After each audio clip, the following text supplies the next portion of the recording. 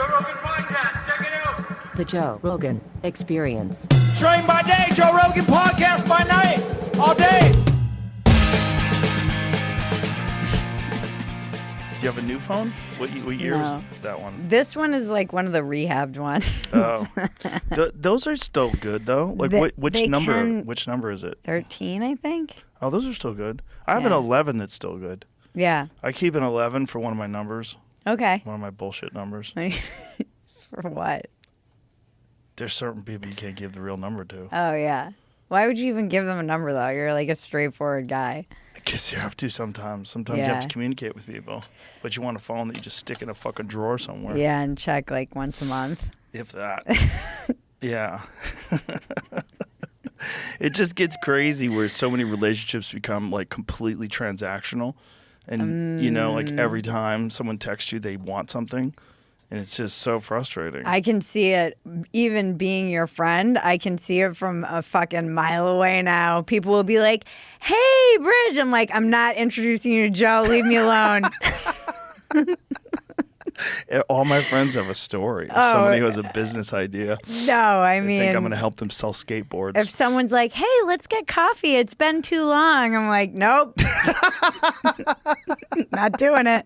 That's hilarious. I had a friend from high school reach out randomly. Hey, Bridge. Nope. I see it. I see it from a mile away now. I'm like, what is it like to be you? It's odd. Because I'm just the, like, you know, like an outer asteroid in the universe. But imagine being like the planet itself. I've managed to stay myself, which is shocking. Yeah, you have. But I have really good friends. You know, my friends Yeah. are really good friends. And I think you have friends who take the piss out of you. Like, yes. And they've been my friends for 20, 30 years. yeah. Like Joey and I have been friends for almost 30 years. Yeah. 27 years or 28 years. It might be 30 now. Fuck. I might have met him in 94. It helps to have, like, I was asking my husband right before I left about a tweet I was going to send out, and he's like, meh. And I was like, is this too much? And then I was like, fine. He's like, oh, what do you just want me to like clap for you? I was like, I'm so glad you're my husband. Yeah, you definitely need someone who's not impressed. No, not impressed Or at all. at the very least, maybe not impressed, but also not bullshitting you. No, Right? he will not bullshit. He Yeah. won't bullshit anyone. He like suffers great. no fools at That's all. great. That ensures that you won't live in a world of compromise. No. You know, and some people are okay. They just fuck up every now and then. You have to tell them, hey, man, don't lie to me. You know, Yeah. You don't have to lie. Like, Yeah. don't do that. Yeah. You know, but it's just this weird thing that people fall back on, bullshitting and lying. They just fall back on it, and they don't even know they're doing it to themselves. You will have less respect for yourself.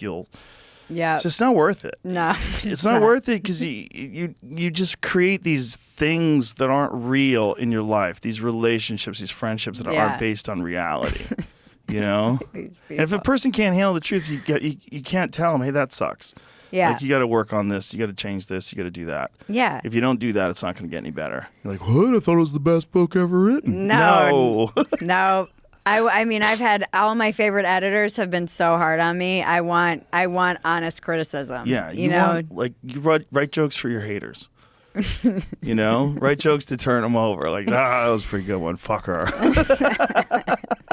You know, Stanhope told me once that he writes jokes like a defense attorney. Oh, interesting. Yeah, he examines his jokes as if he was like prosecuting them. It's great. That's it's a great really move. funny. It's very similar to mine. What I said, I write jokes for haters. Yeah. You got to look at it like a hater sometimes. Yeah. Because you can get too in love with your stuff. Yeah. It's too easy. It's too easy to get in love with your stuff. The audience will tell you too. Well, that's the difference between comedy and other things, right? Yeah. It's hard if you're just a journalist. You know, you're just writing. You kind of believe your opinion makes sense. And all of them are doing the same thing. Like almost all of them, except for the independent ones, they're almost all doing the same things. They're saying, they're expressing their thoughts to a very particular group of people, and they're also lying about another group of people almost always. Yeah. It's Like all, the right does it and the left does it. yeah, it's all fan fiction. Yeah, it is fan fiction. Like the right does it with liberals because liberals aren't Antifa. Liberals aren't the No. people that are lighting Starbucks on fire and shooting cops. That's not liberals. That is just a thing that has existed in a team where you allow anyone to join a team. So if you have something where anybody can join the team, right, which is basically what being a liberal or a conservative is. Anyone can join the team. They don't like the sluts, Joe. Everybody loves sluts. They just Not the don't, not conservatives. publicly. Yeah, exactly. Listen, I I know a know. lot Oh, I of those know. ladies I know. fucking party hard, No, but no, they no. do it for we'll Jesus. We'll get to that. I know. They do it for Jesus. I'm just saying publicly. Yeah. Keep those sluts out of our party. It's the same thing, though, man. I'm telling you, it's the same thing. If you are in Antifa or if you are Patriot Front, I could have got either one of you fucks. Yeah. You just got to get them early, get them when they're vulnerable, talk them into a very specific ideology. You know who's your problem? The Jews. And next thing you know, they think the Jews really all their problems. And they That's all kind their of meet problems. on that. They're kind of They shaking get together hands. with the Jews which is odd, right? Because of horseshoe theory. Palestine and Gaza. That's where it's kind of come around. Like that moment in time, it's like everybody's mad at the Jews now. It's like, fuck. I mean, that's the ancient conspiracy theory of all conspiracy theories. Yeah. That it's the Jews' fault. This is like one of the oldest conspiracy theories of mankind. Well, the Jews make it real tough to join. They're one of the more interesting religions. Like if you want to join, my uncle joined. My uncle converted to Judaism. He married a nice Jewish lady. I kind of want to convert. Go for it. I kind of do. It's a lot of Let's work. see what's up. Let's see what new information you get. You'll tell me, right? You'll get the new memos. You'll get a part of that Proton mail list. But he had to work really hard at it. I met a lady he was converting too. I was doing a show once for Sci-Fi where I just talked. I was like trying to get people to. Maybe it was for the Man Show. I don't remember what it was for. Wait, were you but, on the Man Show? Yeah. I was with an Doug extra Stanhope. on the Man Show. I was in the second generation. That really wasn't very good. Right. Okay. I was in the first. I was an extra in the first. But what we were trying to do is I was trying to get people to convert me. So Okay. I'd go to all these different religious groups and say like. It was pretty easy, wasn't it? Well, what? It's just like I want to know who's got the best deal. Like what sounds the best. You're like, And everyone got me. it opened my eyes. It did. Because I got to see what I believe are genuinely kind people who want a good result for human beings. They really do. And a lot of them really genuinely believe that their structure, their ideology and way of thinking is really the path to happiness, which is ultimately like the path to God. Without breaking it down to cult-like thinking and how people get absorbed in ideas that are untenable, that just don't make any sense. They're completely ridiculous, but they like scientifically minded people attach themselves to that if it's a part of their religion. Without that, what everybody wants is something good, and they think that the way to have something good for the people that join is to like sort of demonize the people that aren't joining or demonize the other ones, and it's a tribal thing. But it's just like all these little patterns of human thinking that we have. People have it with everything. I mean, you see it with cell phones. You see it with Android people versus iPhone people. It's just a normal human tribal characteristic that's embedded in our DNA that if we don't address and recognize, we're not going to overcome the hurdle because we're going to pretending as if it doesn't exist and as if your side is right and the other side is wrong and not just looking at it like, oh, we're stuck in a blue versus red, white versus black, 1 versus 0. It's just a tribal thing that exists in the way we operate, and we have to be aware of it. And not get mad at people for falling into it because it's normal to fall into it. It's literally a pattern that's embedded in the code that makes you a human being. It's how we created cities. Yeah. It's why we're here today. It's interesting because I've been rereading my favorite book, Trickster Makes This World, and how the Trickster. What is that? Who wrote that? Lewis Hyde. It's all about What a great title. Oh, it's so good. But it's it saved me at a point because I didn't really I had a hard time, and I think this is this is where like Jordan Peterson is so good talking about archetypes, knowing kind of the archetypes. And I didn't really know my role. And I read this book and I was like, oh. Can you tell me the name of it again? I'm going to get it. Trickster Makes This World. Trickster Makes This World. It's so brilliant. But there. Sounds cool. Actually, Great one of title. the quotes that I put in your card is from that book. And Really? it's one of my favorite quotes ever. It's all about he who dupes others and who is also duped himself. He's creator nor destroyer. It's like, this is the people I've noticed who have stayed the most, I mean, sane is a term I'm using loosely. The people I've noticed, it's like comedians, people who are kind of like tricksters. They've managed to kind of ride the waves of the past 8 years because I think they're not too attached. And in this book, he talks about how there was all this trickster mythology like Coyote and Hermes, and then it got kind of turned into the devil, and it became evil versus good. And when that happened, when the loss of that mythology in the culture happened, it became much more black and white and like this kind of, dualistic, like you said, tribal thinking without all of this gray area that I do feel like I look around like Malice and all the people. Most of the people who I've been hanging out with and know have been kind of having a blast for like 8 years. Like everyone. First, I watched everyone on the left lose their mind. Then people on the right lost. It was like I was having the same conversations for 4 years with the left. Then it was like all the people on the right. I'm like, it's gonna be fine. It's not the end of the world. And then here we are again. Here we are again. And the only people that make any sense are the ones who aren't on either team. The people that say things like, as a conservative,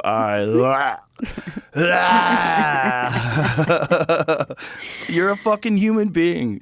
Don't say it that way. Don't think it that way. There's a bunch of things that you believe, but don't put yourself in a fucking group, because there's probably a bunch of stuff that the left agrees with that you would probably agree with too.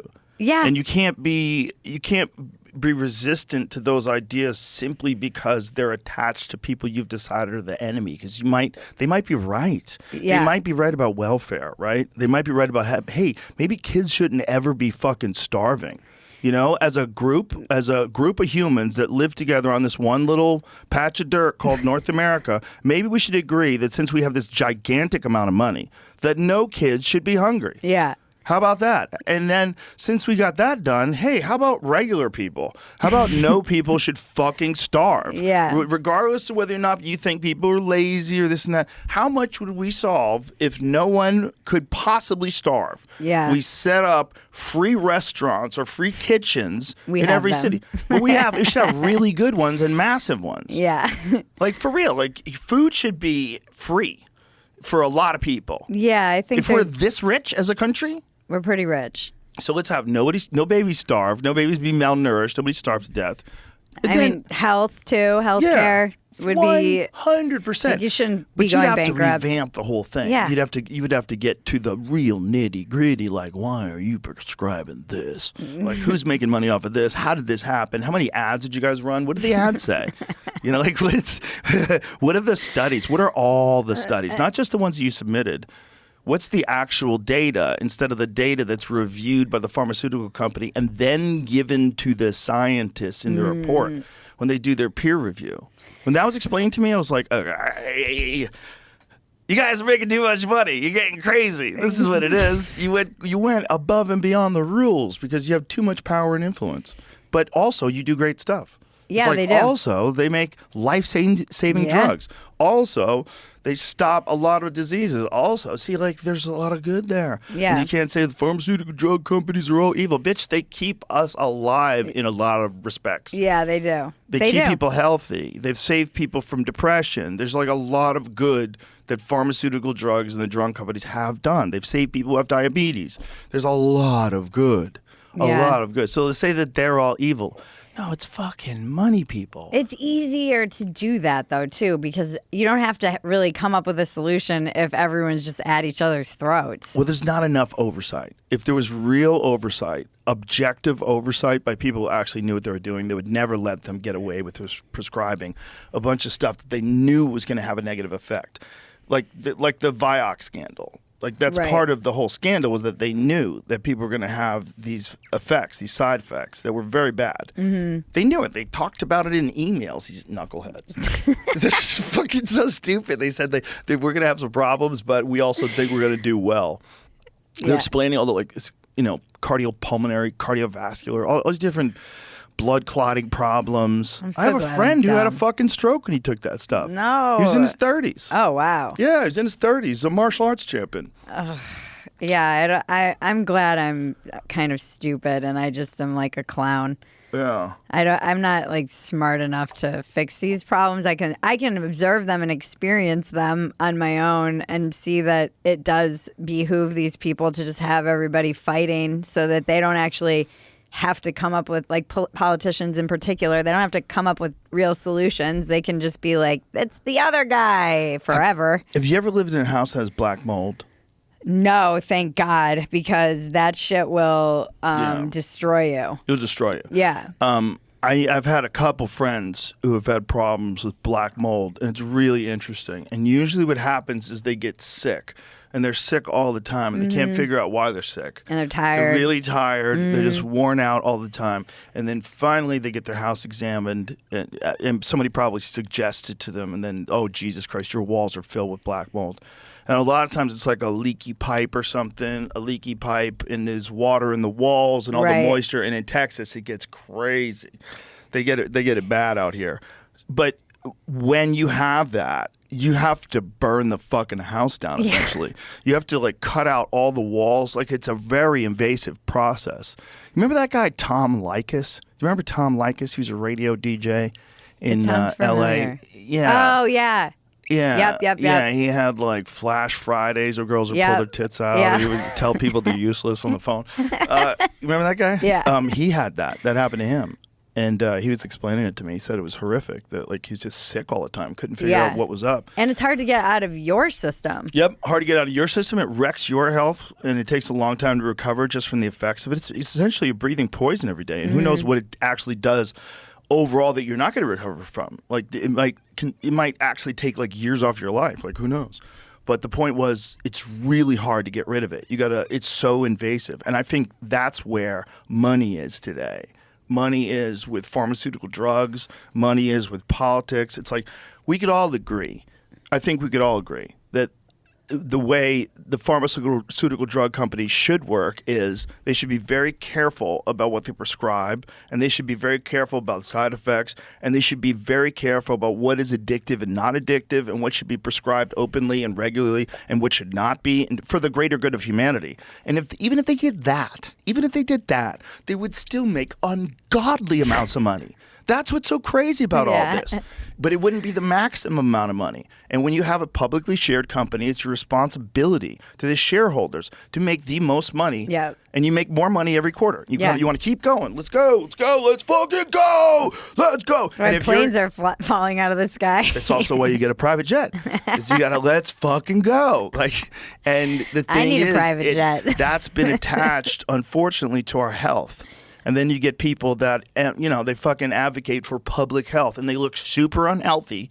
And they're telling you that the only solution is bang, bang, bang. And the only solution is generally tied to something that they have invested in. Yeah. It's fucking crazy, but it's black mold. It's black mold. It is. That's what it is. And it like shouldn't exist. The resistance to getting stock trading out of politics, you shouldn't be able to affect the stock and trade on it, the policy about a company, and then be able to make millions and millions of money. To me. Have you seen the Nancy Pelosi one where they question her? No. You never saw it? I feel oh like my God, maybe I it. have seen it. Find it. It's fucking amazing because she's all stammering. She looks like she's a little drunk already. And then they hit her with it. And she's like, what? Oh, I think we should be able to participate. But it's just I think I have seen amazing. this. It's amazing how badly she handles it. They're so rich. It's crazy. Crazy rich. how are you 100 millionaires? You get paid like $170,000 a year, and you're worth hundreds of millions of dollars. That is so wild. It is very Rome-esque, you know. It's amazing. It's amazing they do it right in front of you. It's like, I'm not jerking off. care. I'm not jerking off. It's raining out. They come right in your face and they're like, the whole suck thing it. is so crazy. It's so crazy. It's so crazy because there's so many of them, and then nobody talks about it. The other ones don't talk about it because then you look at the list and it's like black. It's bipartisan. It's here we go. It's blue. It's red. Yeah, it's some of the Republicans are making the most. Oh yeah. Congress and their spouses be banned from trading individual stocks while serving in Congress. No, I don't know to the second one. We have a responsibility to report in the stock, on the stock, but I'm not familiar with that 5-month What? review. But if people aren't reporting, they should be. Why should they be banned? Because this is a free market and people, we're a free market economy. They should be able to That's participate such in that. bullshit. Like saying that it's a free market It's not. when you're when you know, You're going to pass laws, and those laws are going to affect a company. It's going to make the stock go up. like, That's crazy. okay, yeah, that is a free market, I guess, It's for not you. that. It's free for you. Well, that's crazy if you could fucking go to jail for insider trading. Like, what is that? What? Come on, what is that? You know, Martha Stewart's watching this, like, these motherfuckers. Well, we figured that out the other day. Martha Stewart did not go to jail for insider trading. She went to jail for lying to an investigator. She was lying under oath. They all lie, though. She's Either lying right now. was she lying under oath, or was she just lying when questioned? Something like that. Yeah, something like that. So that's why she went to jail but that's like a little trick they do. You know, they get you to start talking, and then, you know, you don't tell the truth about something. Have you ever talked to Doug? Do you know Doug? Doug? Who's Doug? Right away, you're lying. Right away, you're lying. And for her, I don't even think it was a lot of money, which is really crazy. She would have only lost like a certain amount of money. And she's super duper rich. Doug. Yeah, you're like, who the fuck is Doug? Fucking what? Like, you're lying. We see you texting Doug right here. Oh no! Not Doug. And then you think like I Signal is thought really his encrypted. name was Douglas. They're showing you the fucking things from Signal. Why were you doing it on an encrypted app? How did you read it? Wait a minute. Just ridiculous. Do you believe any of these apps are really truly encrypted? None of them are encrypted. They're all think they CIA honeypots. They're all honeypots. I think they are encrypted, but I don't think that matters to the fucking CIA or the NSA or whoever wants to read your shit. Shooter. I was like, give me whatever phone that We kid can't has. get into it. Yeah, we can't get into his phone. Like, what the fuck are you talking about, bitch? You get into Elon Musk's phone. They got into it. They couldn't get into it on the field, but they went back to Quantico and They got the it. software update, and then they got into it like an hour. The software update. The old software update. That's what they're calling it these days. The software update. That's how they crashed all the planes the other day or whatever. Oh, my God. Like, they were like, oh, it was a software update. I'm like, that it took one software update to Yeah. like stop all global flights. I read like the ultimate of ultimate conspiracies. Oh, I wanna hear that it. the company, Give it to me. please let America know I've done zero research into this, and I just saw a tweet, and the tweet was essentially saying that it was that this company was owned by a Ukrainian billionaire. Oh, here we go. It's Zelensky. That this company that what's it called, CrowdStrike, CrowdStrike. that crashed the entire internet for all the fucking airlines was owned by some rich Ukrainian guy. This was like this grand conspiracy. There's so many good conspiracies There's going so on. many good If you're ones. into conspiracies, it's like murder mystery podcasts. No, it's like They're that everywhere. that meme with the guy from where it's like, ow. There's so many. And by There's the so way, many. so many of them have become. So I had How about the phone call? which phone call? The phone call with Kamala Harris, and he's on speakerphone. But they found him now. Allegedly. No, there's video. Yeah, that's what I'm saying. Listen, I'm I'm not so saying turned that, on by I'm not chaos, saying that though. he's not really.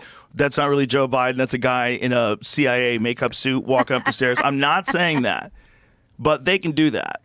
Wait, so what's You know the they can do conspiracy that about now. CrowdStrike? That I don't That understand. I don't know. I didn't read into it. I know. I That never it's did owned either. by some Ukrainian billionaire. It's like, did you know that this is owned? There's ties to Joe Biden and this is And Ukraine. I love how it's and like telephone. Hunter Biden and fucking and there's Ghislaine Maxwell in the plains. It's like, Jesus Christ! I can't keep up with this season. I can't. The season every it's night jumped when the the shark. episode ends, I sit in my couch and I go, oh, what are they gonna do next? You're like, I'm afraid to turn it off. I was talking to my sister on the way, and I was like, and she was going off about something, and she's like, I was like, oh, did you see that this kid might have had ties to the FBI? She's like, he did? I'm like, I don't know. I saw a tweet, but I'm just going to tell you that he did. Let's send it to Jamie for further investigation. So the allegation is that this kid had been visited multiple times. See, they got cell phone data, so they got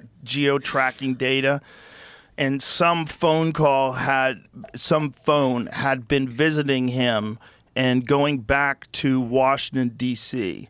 on multiple times, and that this They got him. thing had been happening near the FBI location. I know I have it here somewhere. I know I have it saved. But God damn it. So many people are sending me this shit today that I can't keep up. I'm sure. Yeah, oh, it's Tim. Tim sent it. Here, I'll send it to you. Me and Tim Dillon are going back and forth all day on conspiracies. That's like Landau and I, Dave Landau, all day long. We're just like... He's a fun dude. Oh, my God. My favorite human. One of my favorite humans. He's just a good... Like, when I got back into comedy, he started letting me open for him, and his crowds are amazing, first of all. The guy's been on the road for like 20 years. But watching him, it's like he's good at everything. I don't understand. He's good at act outs. He's good at crowd work. He's good at like coming up with shit that day from the news cycle. Like the guy is like, it's actually, he's one of the most underrated comics. Well, I think there's a lot of comics that for whatever reason, they never caught a break. They never caught a thing that got them out there, that people got to see him, but they're really good. Yeah. He's doing Mothership though. I'm excited. Yeah, he's doing it the weekend a friend of mine was going. She was telling me that's in October? It's the end of August. Oh. Yeah. Oh, right. Last weekend in August. September 1st is when my friend's going. Yeah. It's going to be fun. Yeah. He's just like a joy to watch. And his humor's so dark. Well, he's a good dude to hang out with, too. He's so good. Oh, here he's it is. Good person. So, oh my God, this needs to be shared everywhere immediately. The Heritage Foundation, first of all, red flags all over the place. First of all, who the fuck is it? What's the Heritage Foundation? They're like the, Project 2025 people, I think. Oh, I love it. They got Jesus on speed dial. The Heritage Foundation just released cell phone data of a mysterious figure who made frequent trips between Trump shooter Thomas Matthew Crook's home and a building in D.C. near an FBI office. Well, you know what? My house is fairly close to a Taco Deli, but there's really no connection. What does that mean? You know what I'm saying? I love it. 9 devices were identified in the analysis linking to both his home and work. Oh. How does that data get out? Well, no. Well, let's find out, Jamie. So here's the thing: I'm curious. I had this guy on my podcast, Walk-ins Welcome, back during the BLM stuff, and he said all of it. Jamie, get back to open the link. There's no link on it. There's no link. No, I went to this oversight committee's plate. I was looking for the original tweets about it. Do they have the Heritage Foundation has a post about it on their website? I never saw it from Heritage Foundation. Can you go there without catching races? Oh, you know the guy I had, Coach T. Oh, okay. So I had him on my podcast, and he said all the guys who were marching in BLM were either homosexuals or actors. He's like, there are no black men who are marching in this, and he was like, not like heterosexual black men. He That's said hilarious. this. I lost a sponsor for it. Whoa, because Coach T said that you lost a sponsor? Yeah, because they were We're like, supposed to edit that out? I don't know. Can't people have opinions? What? He's a black man. He can't say what he. Also, he's funny. Saying something He's funny. also hilarious. And you probably laughed when he said it, right? Then the cell phone data came out because they can track all of us all the time, and it turned out it was like he was deadly accurate. It was like misinformation, or you know what they call that? People confused about their identity. That's what he said. He said people in entertainment, homosexuals, or people confused about their identity. That's hilarious. What is this, Jamie? Heritage Foundation tweeted this oversight project thing that says assassination info drop. And So it says 4 hours of congressional testimony later, and we still have more information about the assassination attempt on former President Trump from X and Oversight PR than the Secret Service, DHS, or the FBI. We found the assassin's connections through our in-depth analysis of mobile ad data tracker to track the movements of Crooks and his associates. What? To do this, we tracked devices that regularly visited both Crook's home and place of work and followed them. So think about what they're saying here, though. Analysis of mobile ad data. Yeah. So the ads are tracking you every step of the way, wherever you are. When my and it's husband, just open about it. When my husband was the ads like outed my husband looking for a ring for me. I started getting ads for rings. No. It's creepy shit. Well, we were talking about the other day, Jamie.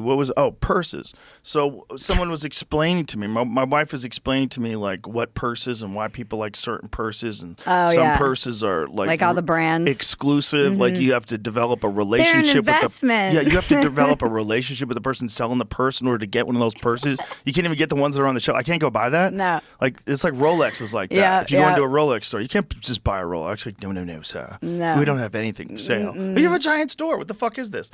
So I was talking about it with her, and then all of a sudden I started getting these purse ads on my She knows what Google. she's doing. So it's listening. But it's just listening. Yeah.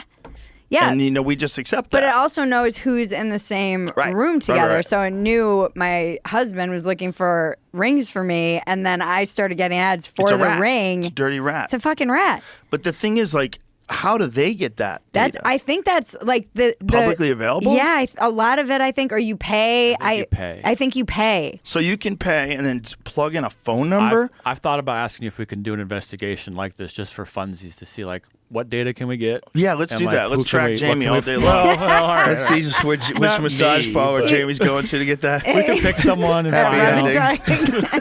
some willing participant. If you did, I mean, for real, like, but that's creepy because then they just have to find your phone number, Jamie, and they'll know what your route is based on ad tracking data, which is crazy. That seems like a huge security liability. I brought up I was talking to someone out in the lobby, the new journal app on the iPhone, which is like probably iOS 17 or 18.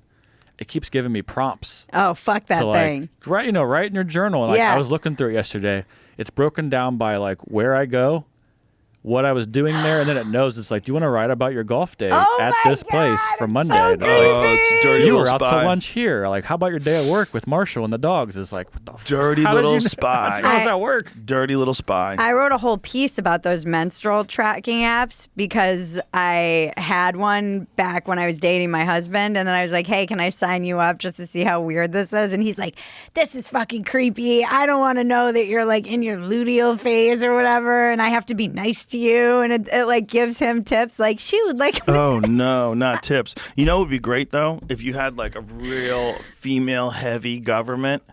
And, they would all have coinciding menstrual cycles if they all worked together all the time. And then you could, like, get all their data and figure out exactly when this shit is about to hit the fan. And you could, like, run the stock market that way. You could, like, make bets. Because when the shit's going to hit the fan, they're going to be fucking angry. Things are going to go sideways. You're going to have a dip in productivity. You're going to have people resigning. Something's going to go wrong. This is all the stuff the left is very worried about with, like, J.D. Vance, because allegedly he's, like, big. And I don't know if this is true. America, I don't know if this is true. He's allegedly into, like, the menstrual tracking. And, these billionaires are getting behind these apps so that they can, like...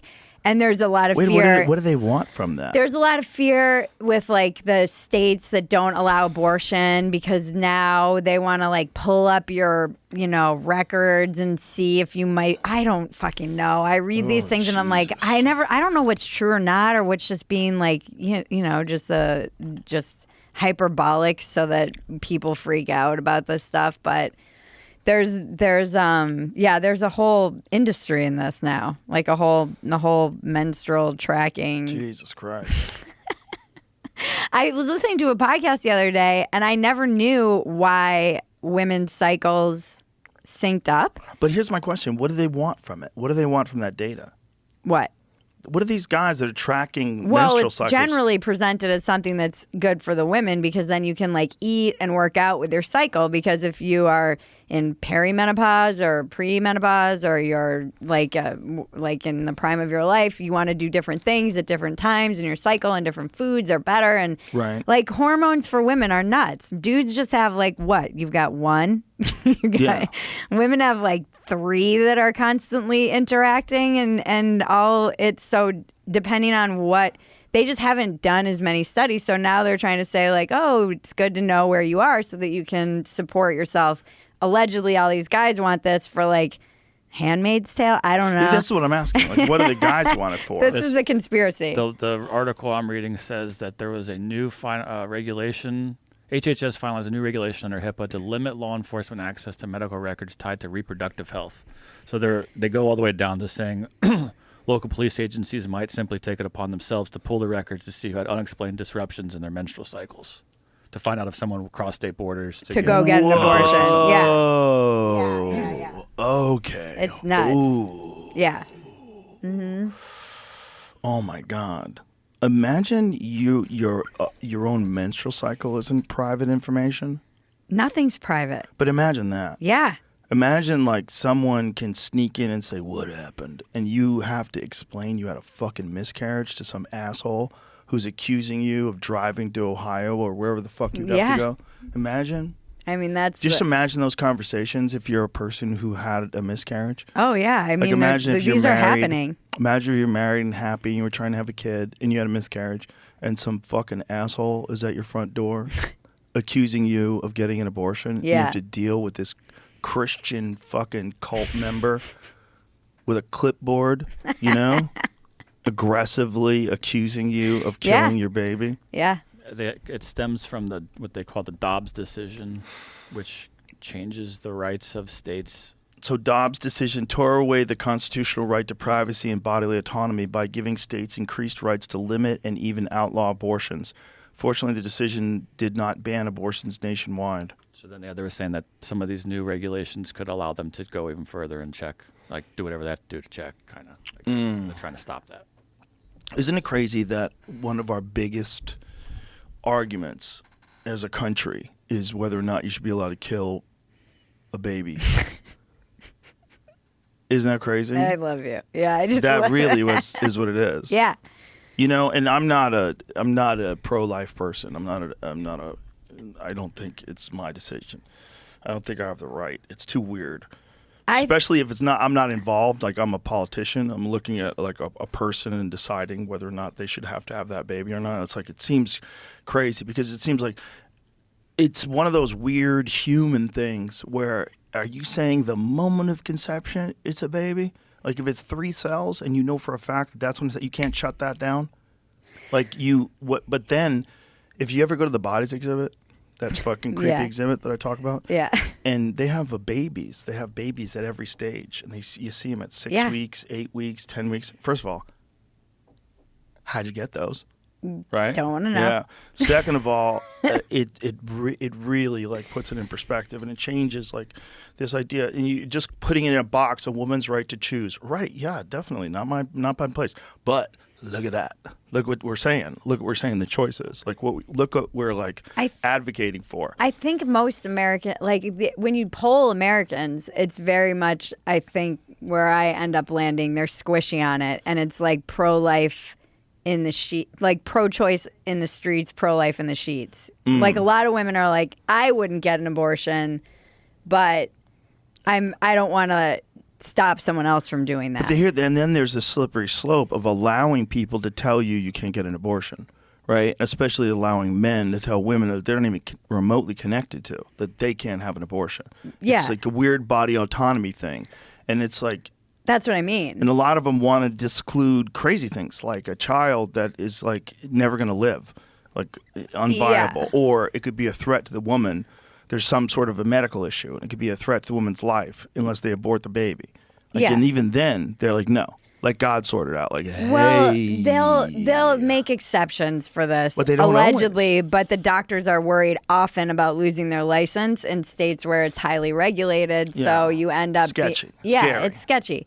And I don't think like, you know, it's a slippery slope to like get the jab too. You know, I don't think you have to have some kind of bodily autonomy. But I understand the argument, too, from the moral perspective. I had this woman, Inez Stepman, on my podcast, and she's brilliant. And she was like, it's a hard conversation because it is a moral...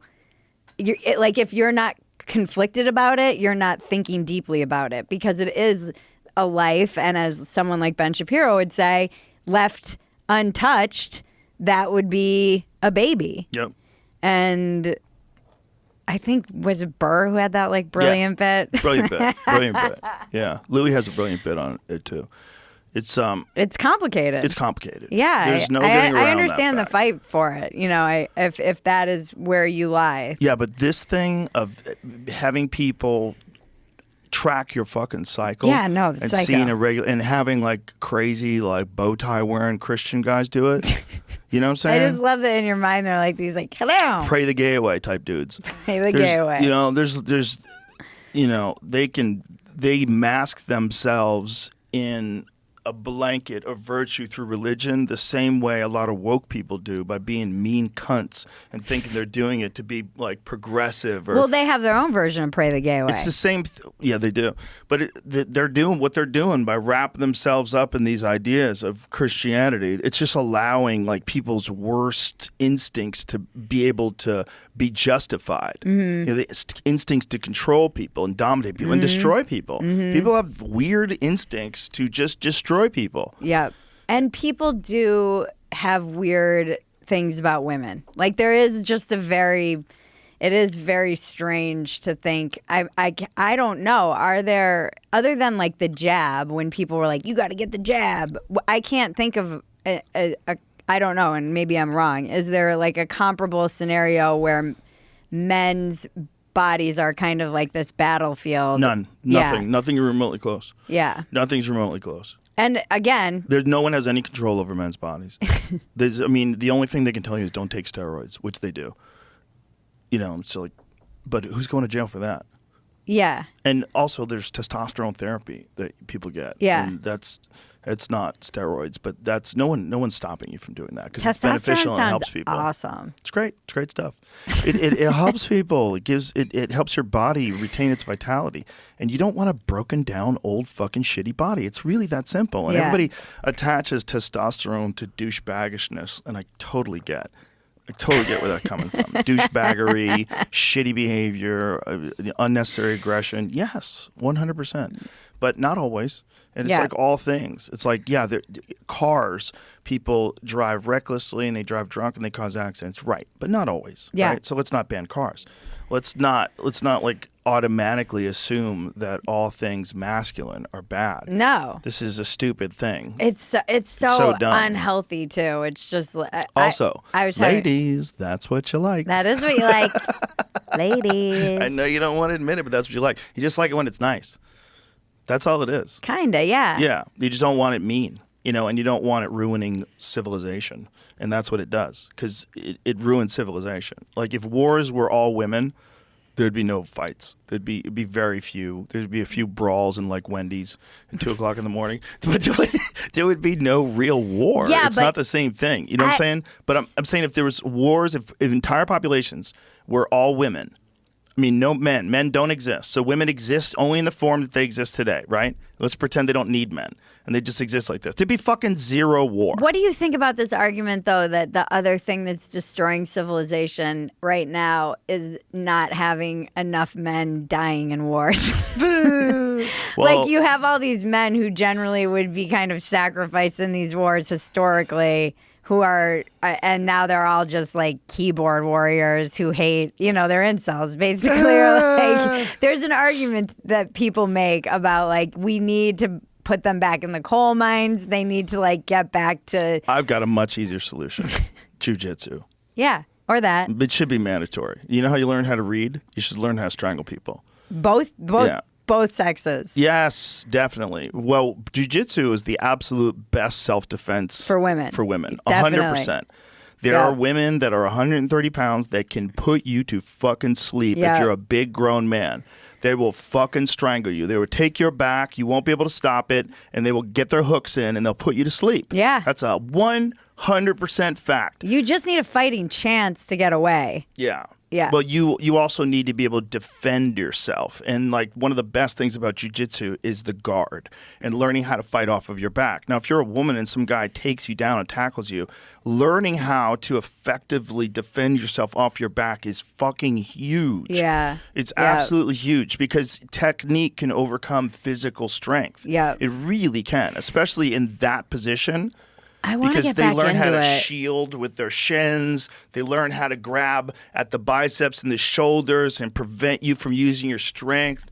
They learn how to get underhooks and to go behind you. They learn how to defend themselves. Do you know if there's a place in Austin that does like women's self-defense? 100%. Okay, because Well, I we was don't doing, want women's self-defense. Well- I'm not disparaging women's self-defense classes, but what my feeling is that you should learn how to actually fight.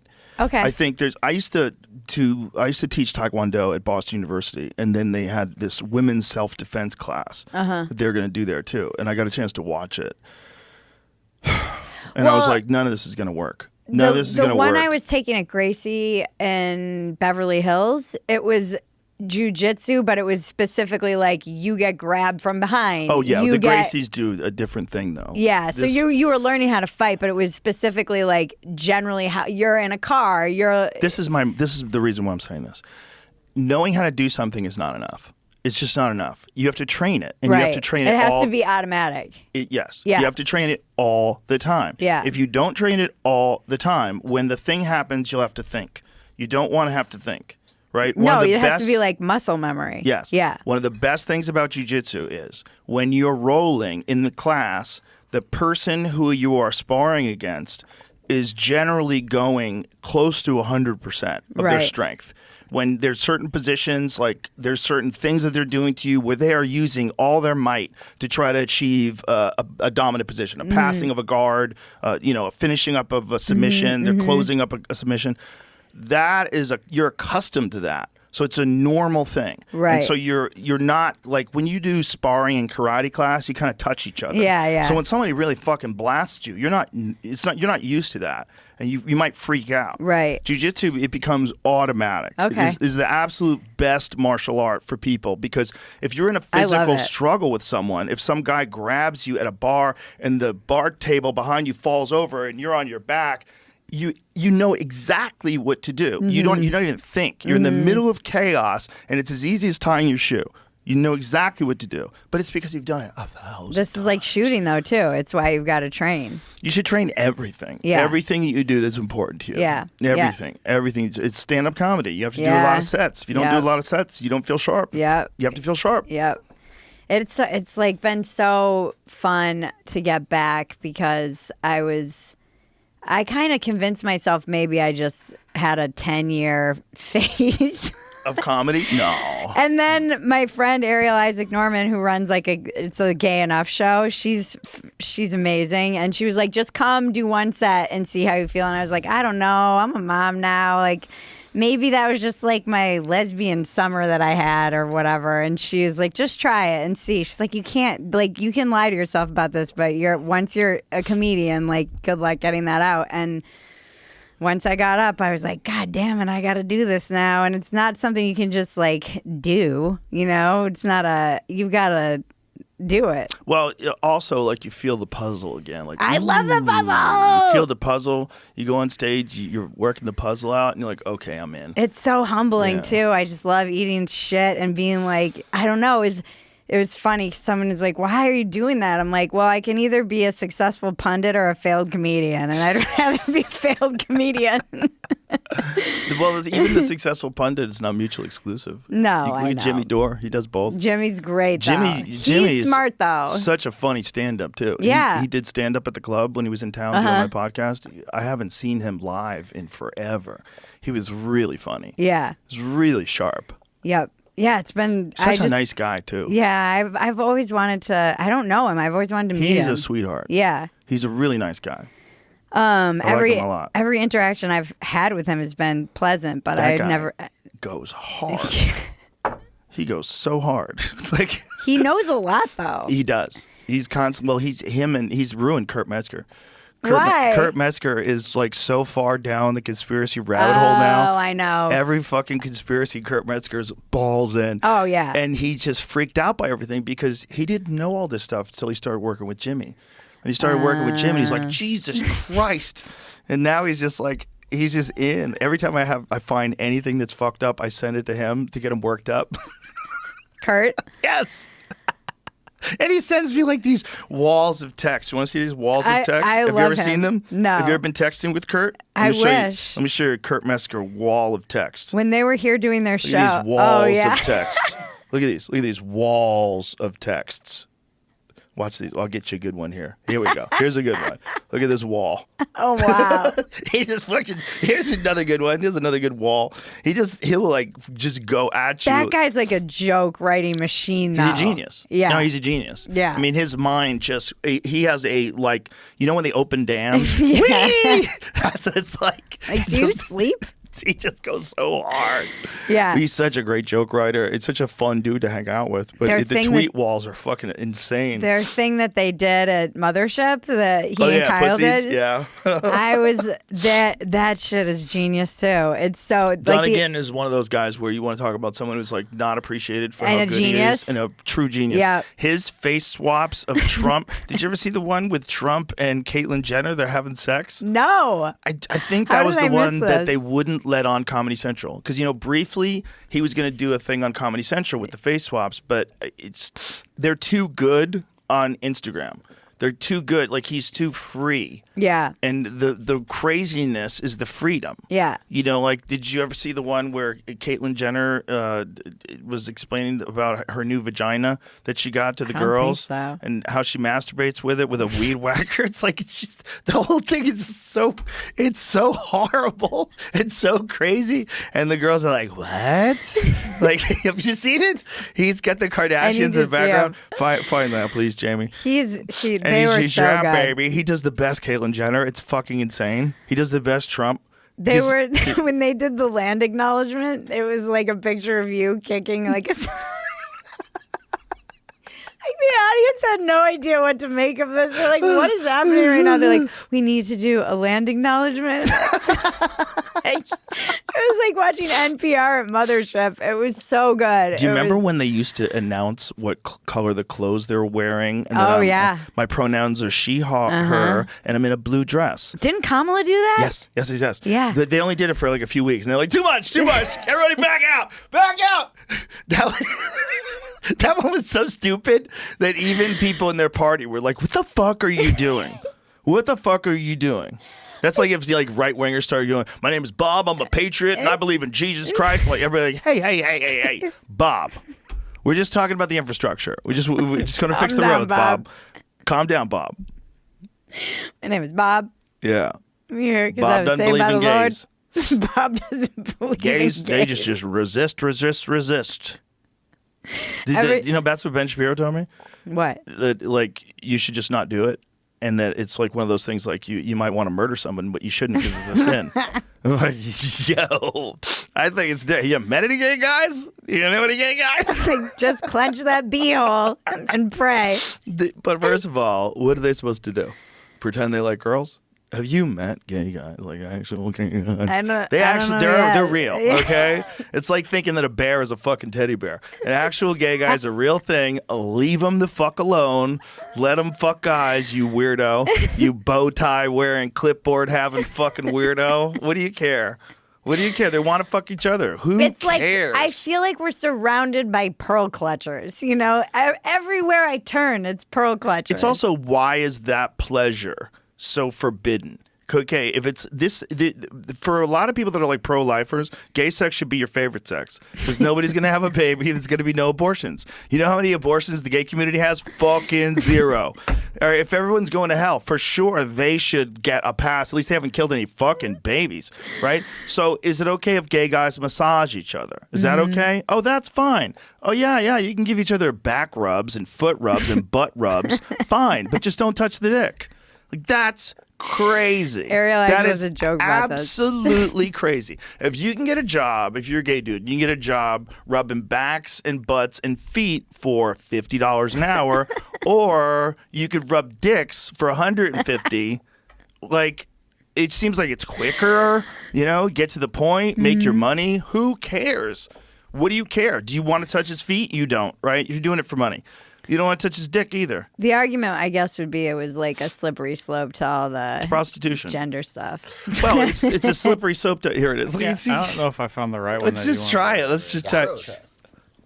Hold on. What is it? We're mad at you. Everything's mad now. Why? Ah, shit, I forgot. We forgot. Hey, Ken! Dad, you need new tennis shorts. Why? Kurt said everyone could see your hoonanny today. Oh, maybe because I put too much of Kylie's lip puffer on my lips. Yeah. That goes on the lips on your face. Are you serious? Well, I paid 80 grand for that, Cooch, so maybe everyone should see it. Yeah, baby! So embarrassing. Oh, you're embarrassed? Let me give you your name real quick. Hey, look, a picture of the inside of your asshole. Shut the fuck up, Kim. Hello?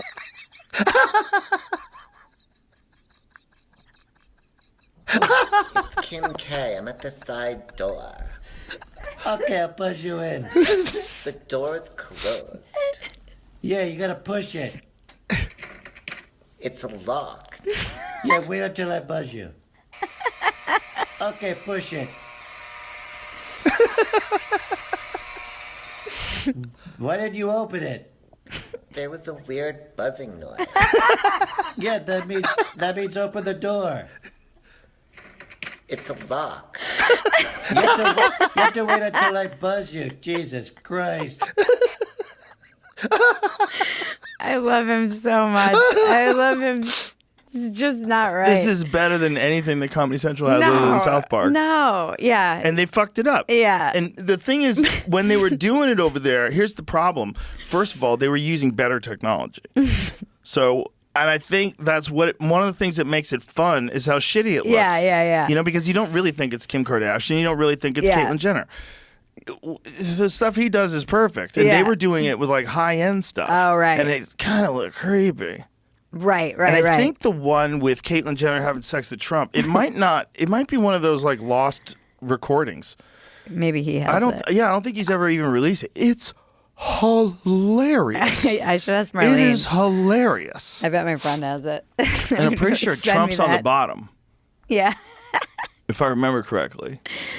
I don't know. These networks are done. Like how? Yeah. What? Unfortunately, they're hamstrung, right? They're hamstrung by their format. They're hamstrung by the fact The that investors. They have to have commercials every 5 to 7 minutes. They're hamstrung by that.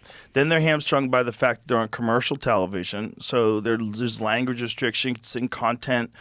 You're not going to take a risk. The people that are the producers and the executives, they're the ones who get to make the decisions as to whether or not you should take a risk.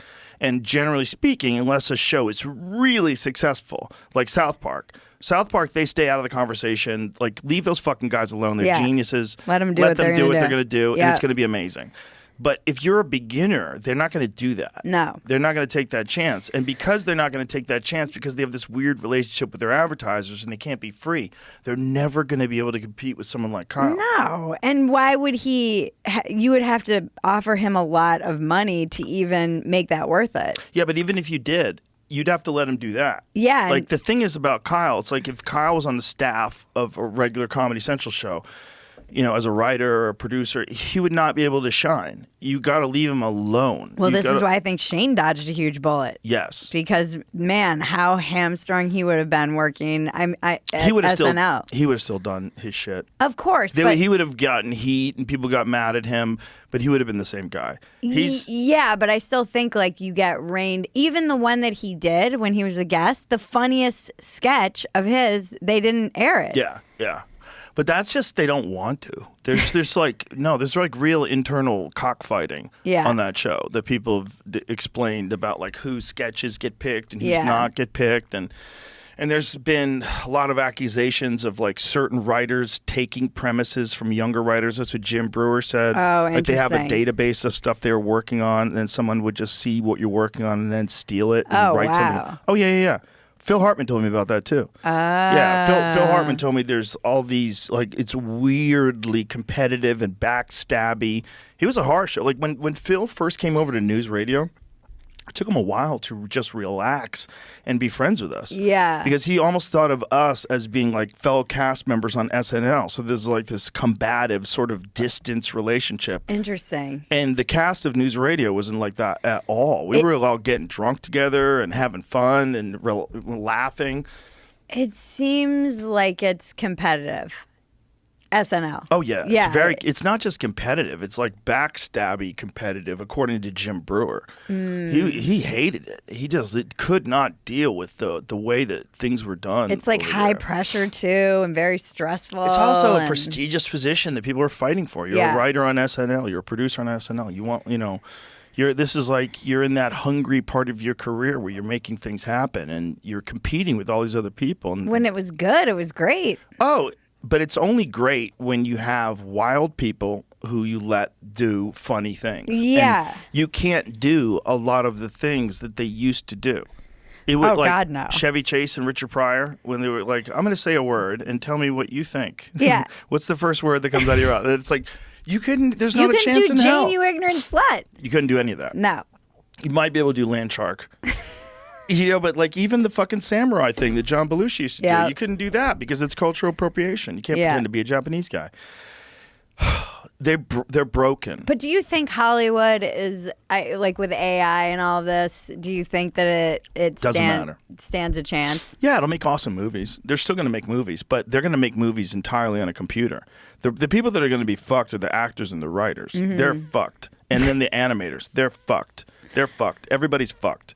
All these special effects houses, you're fucked. Yeah. Everybody's fucked. There's not a chance in hell that you survive. They won't just like use the technology to They don't need you. improve. If a Right. studio is making films, like all they're going to need is algorithms. They all kind of look like they're made by algorithms already. What's going to happen is they're going to do that, and then the number one movie in the world is going to be a movie that a kid made on his cell phone. I know. He's going to make it with editing it Yeah. on fucking iMovie on his Yeah. phone or whatever it is, and he's going to make it off of his cell phone. And it's going to be like the Blair Witch Project. Or like Everybody's Napoleon like, oh my Dynamite. God, it's so real. Yeah, yeah, Yeah, but special effects and all that shit, that's out the window. yeah. They- I don't know. It seems like my friends who are still in Hollywood and LA, we've been talking, and they're like, the wheels are coming off the bus out here. Like they had a strike, and they're like, and we never recovered really, and now the work is drying up because they are just using AI. Well, it's not just that. They're going to be able to make real films real quick Mm-hmm. for real cheap. And they're going to do it, and it's going to cripple that business. And if those films make any money, if they're any good, if people like them, it's going to be so strange, man. So many jobs are going to be useless. We are literally giving birth to our successor. And we're all like, oh, Meta's got an AI now. Let me ask it some questions. Do you use AI at all? Zero. Zero. I have a Samsung Galaxy S24 Ultra that has some AI features that I thought were interesting. Yeah. One of them was you can go to a website and it'll summarize the website for you. Like Yeah, all yeah. important. That's kind of cool. And there's some other things it does. It summarizes notes for you, Yeah. transcribes notes. But other than that, There's good things like for transcription, stuff like that. I think that it is useful. It can do it in no Yeah. time at all. I probably should ask it questions But it is. about things. If I have questions about a subject. I maybe I'm asked it. I writing was about. sending Tony a screenshot because I was asking it about I asked it about the top comedy podcast, and Kill Tony wasn't on there, and I was like, "It's shadow banning you." AI's doing that? I asked this AI search engine that I've used, you.com. Well, for sure, some of them are curated. Some of the results are curated, just like Google results are curated. It's very difficult to get certain stories now. If you try to Yeah. Google certain stories, things that have happened in the past, very hard to find. And it seems like DuckDuckGo has been compromised too. Oh no! Yeah, I used Not to think that it was really DuckDuckGo. Go, but it just seems to mirror the results of Google now. So where it do you- didn't where do you used to for go? any weird stuff. There's Brave. Brave has a search engine that I think is with no algorithm. It's not. I don't think it's curated. I think there's a few other ones that you can go to that are like small end search engines. They're all tied into the same thing, right? They're all tied into this great database in the world. I just don't know I don't know what's going on behind the scenes that if you Google certain things, it will only give you positive things about a person, and if you Google other people, it'll only give you negative things. Yeah. Doesn't it seem though like tech is shifting a little more rightward? No, only X. But I mean, That's didn't freaking Zuckerberg the other day come out and be like, that was the most badass, or was that AI? No, it was real. He said that. But how much of a say do you really think Zuckerberg has over the entire business of Meta? Right. Yeah, he's the owner, the CEO, the big dog, but he's also one human being. Hunting people in Maui. Look, yeah, he's doing jiu-jitsu. He's really into a lot of fun things. Yeah. You know, he's having a good time, right? Yeah. How much? I mean, he's not there every day. For sure, people are getting shadow banned, and it's not like he's behind the scenes pulling the triggers. It's a company, and it's a giant, huge company that is, like all these companies, heavily influenced by advertiser dollars. Yeah, dumpster fire, we get that a lot from people. We get emails constantly that they've been unsubscribed. Like, I get one a day. And we've reached out to YouTube and been like, hey, why does this happen? They're like, well, if you can get a screen recording of that happening. I'm like, so someone's supposed to record themselves being unsubscribed? Like, this is impossible. Then maybe they'll investigate it. Well, and dumpster fire is, you know, we're kind of like my friend the other day was like, the shit you say on that show, like, I'm like, we're fine flying under the radar. Yeah, but you're not. Okay. No one is. You know, even people that are kind of flying under the radar, they're not. They know. The algorithm's picking up things you say. Oh, yeah. They know what you're talking about, and they don't like when people are questioning certain narratives. No. And it's funny, our slogan for dumpster fire is we make burgers out of your sacred cows. And it is so funny, back to like our tribalism thing. Everyone has like their thing. Yeah. Where you'll say something and they're like, ha ha, we love you. And the minute you're like, and then blah, blah, blah. And they're like, Yep. how dare you? And that's all they hear. That's and you're all like, they hear. Yeah. That was your thing. I'm sorry I stepped on your third rail. Yeah. You need rubber shoes, bitch. Yeah. The whole thing is stupid. It's very unfortunate. There's no real competitors like a Twitter that's just a video thing like YouTube is. He's like, trying, YouTube is though. Yeah, I mean, maybe he'll be able to do it.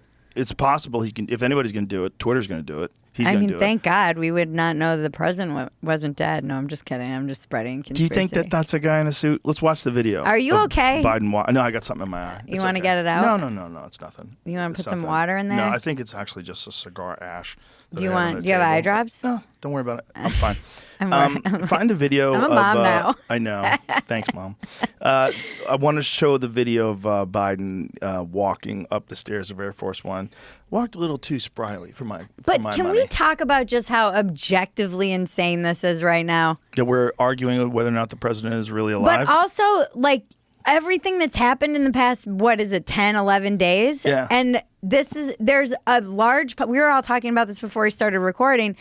There's a large population of people who are acting like this is all just normal. Like, what's the big deal? All the, like, people who are probably still wearing masks, they're all like, what's the big deal? This is I'm like, if this was Trump and he was if just reverse parties and this was happening with Republicans, it would be literally Hitler going on, the end of democracy. It's fucking banana town. Zoom in this fake Biden real quick. Just kidding. Go full screen. Not him. Not him. He has no idea where he is. How are you feeling since you dropped out of the race, sir? This is sad. Can Harris beat Trump? He's walking pretty good. I don't know. This is sad. Or that's a 40-year-old guy in a suit. But What do you Trump think? nearly got assassinated. Has there been... Look at those hands. Those are young hands. He need dropped stabilized out of the footage. race with a notes apology. Like, I want to analyze this like the Patterson Gimlin Bigfoot footage. See his gait compared to other. Yeah, I want to see his gait. I want to study his gait with fucking AI software. Hey, Chat GPT, tell me if this is the real Joe Biden based on how he walks. I did see someone put it also could be fake. They put the audio of the phone call into Yes. like 11 Labs, and it said it was like 98% chance it wasn't real. Yes. Yeah, I don't sent know that if to. that was real, Did I yeah. send To it to me. you? Yeah. Yeah. Let me send that to you too, Jamie. Because But when I texted you about Trump, it was like, I was like, is this the first? It's fucked up that we even live in a time where all of our first reaction, which rightfully is this real? Like when I heard about Trump, I was like, is this AI? Yeah, everything seems fake. People were thinking that. I mean, didn't that one lady tweet that she thought that Trump only got shot in the head so he doesn't go to jail? Wait. Oh, so it you was know that? him. She Who? was trying to. I'll tell you right in a second after I sent that thing to Jamie.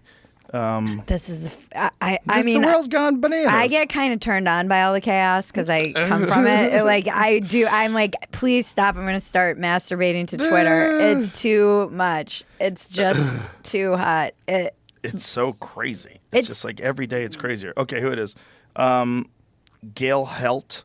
She said, so it says, Donald, this is like Aaron Rupert said, Nancy Mace apparently said this. I guess it was on one of those news channels. Donald Trump literally took a bullet for our country. And this lady posts, no, he didn't. He was hit with a bullet because he's desperate to stay out of prison. Now, supposedly these are deleted tweets. So this might be bullshit. So we have to find out that because the Russians are always trying to keep us at each other's throats, ladies and gentlemen. And then there's the 4chan trolls, so that might not even be a real tweet. Yeah. So let's find out if that's a real tweet. Because otherwise, I'm going to make you cut that out so we don't get sued. I'm not sure how to find out if it's real. Who is Gail Haight, first of all? Helt. Gail Helt.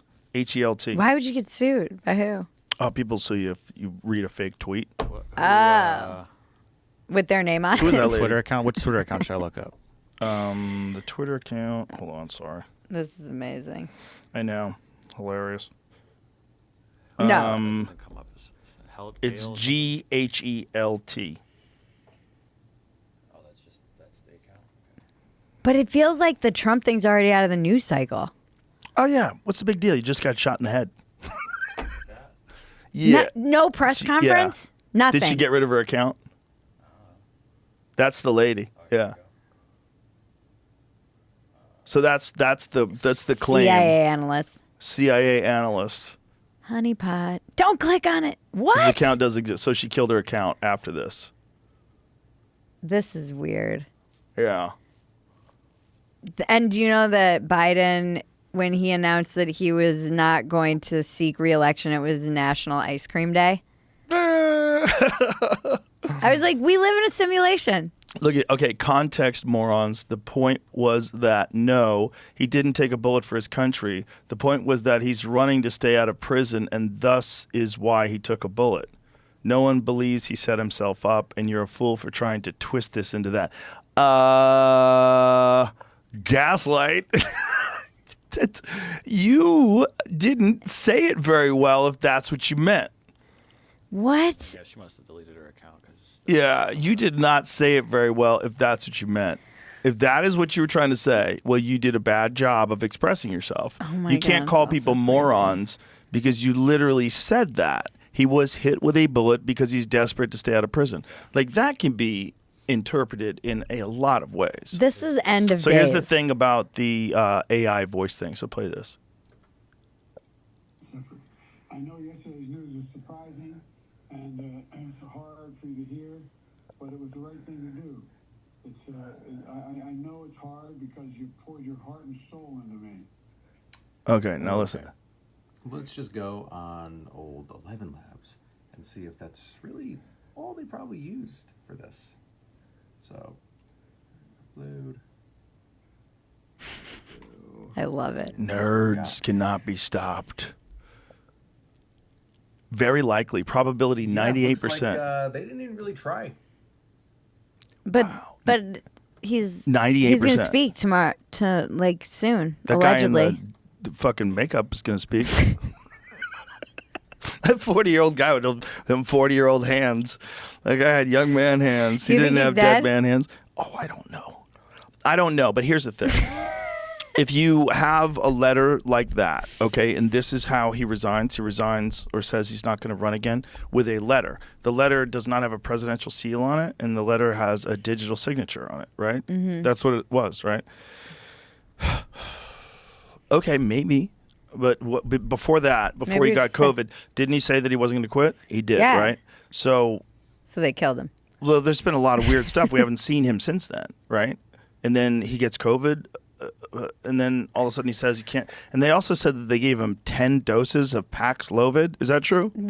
Google that. Because I read that, that might be some Russian troll shit, because they might be saying, like, they're waiting for doctors to go, that would kill him. Why do you give him 10 doses? That's fucking insane. They're like, well, This we guy's- couldn't kill Trump, the so guy that now we made got that to tweet kill said that Biden. he might have been exposing a glitch where every few times that app says that when anything was created by it.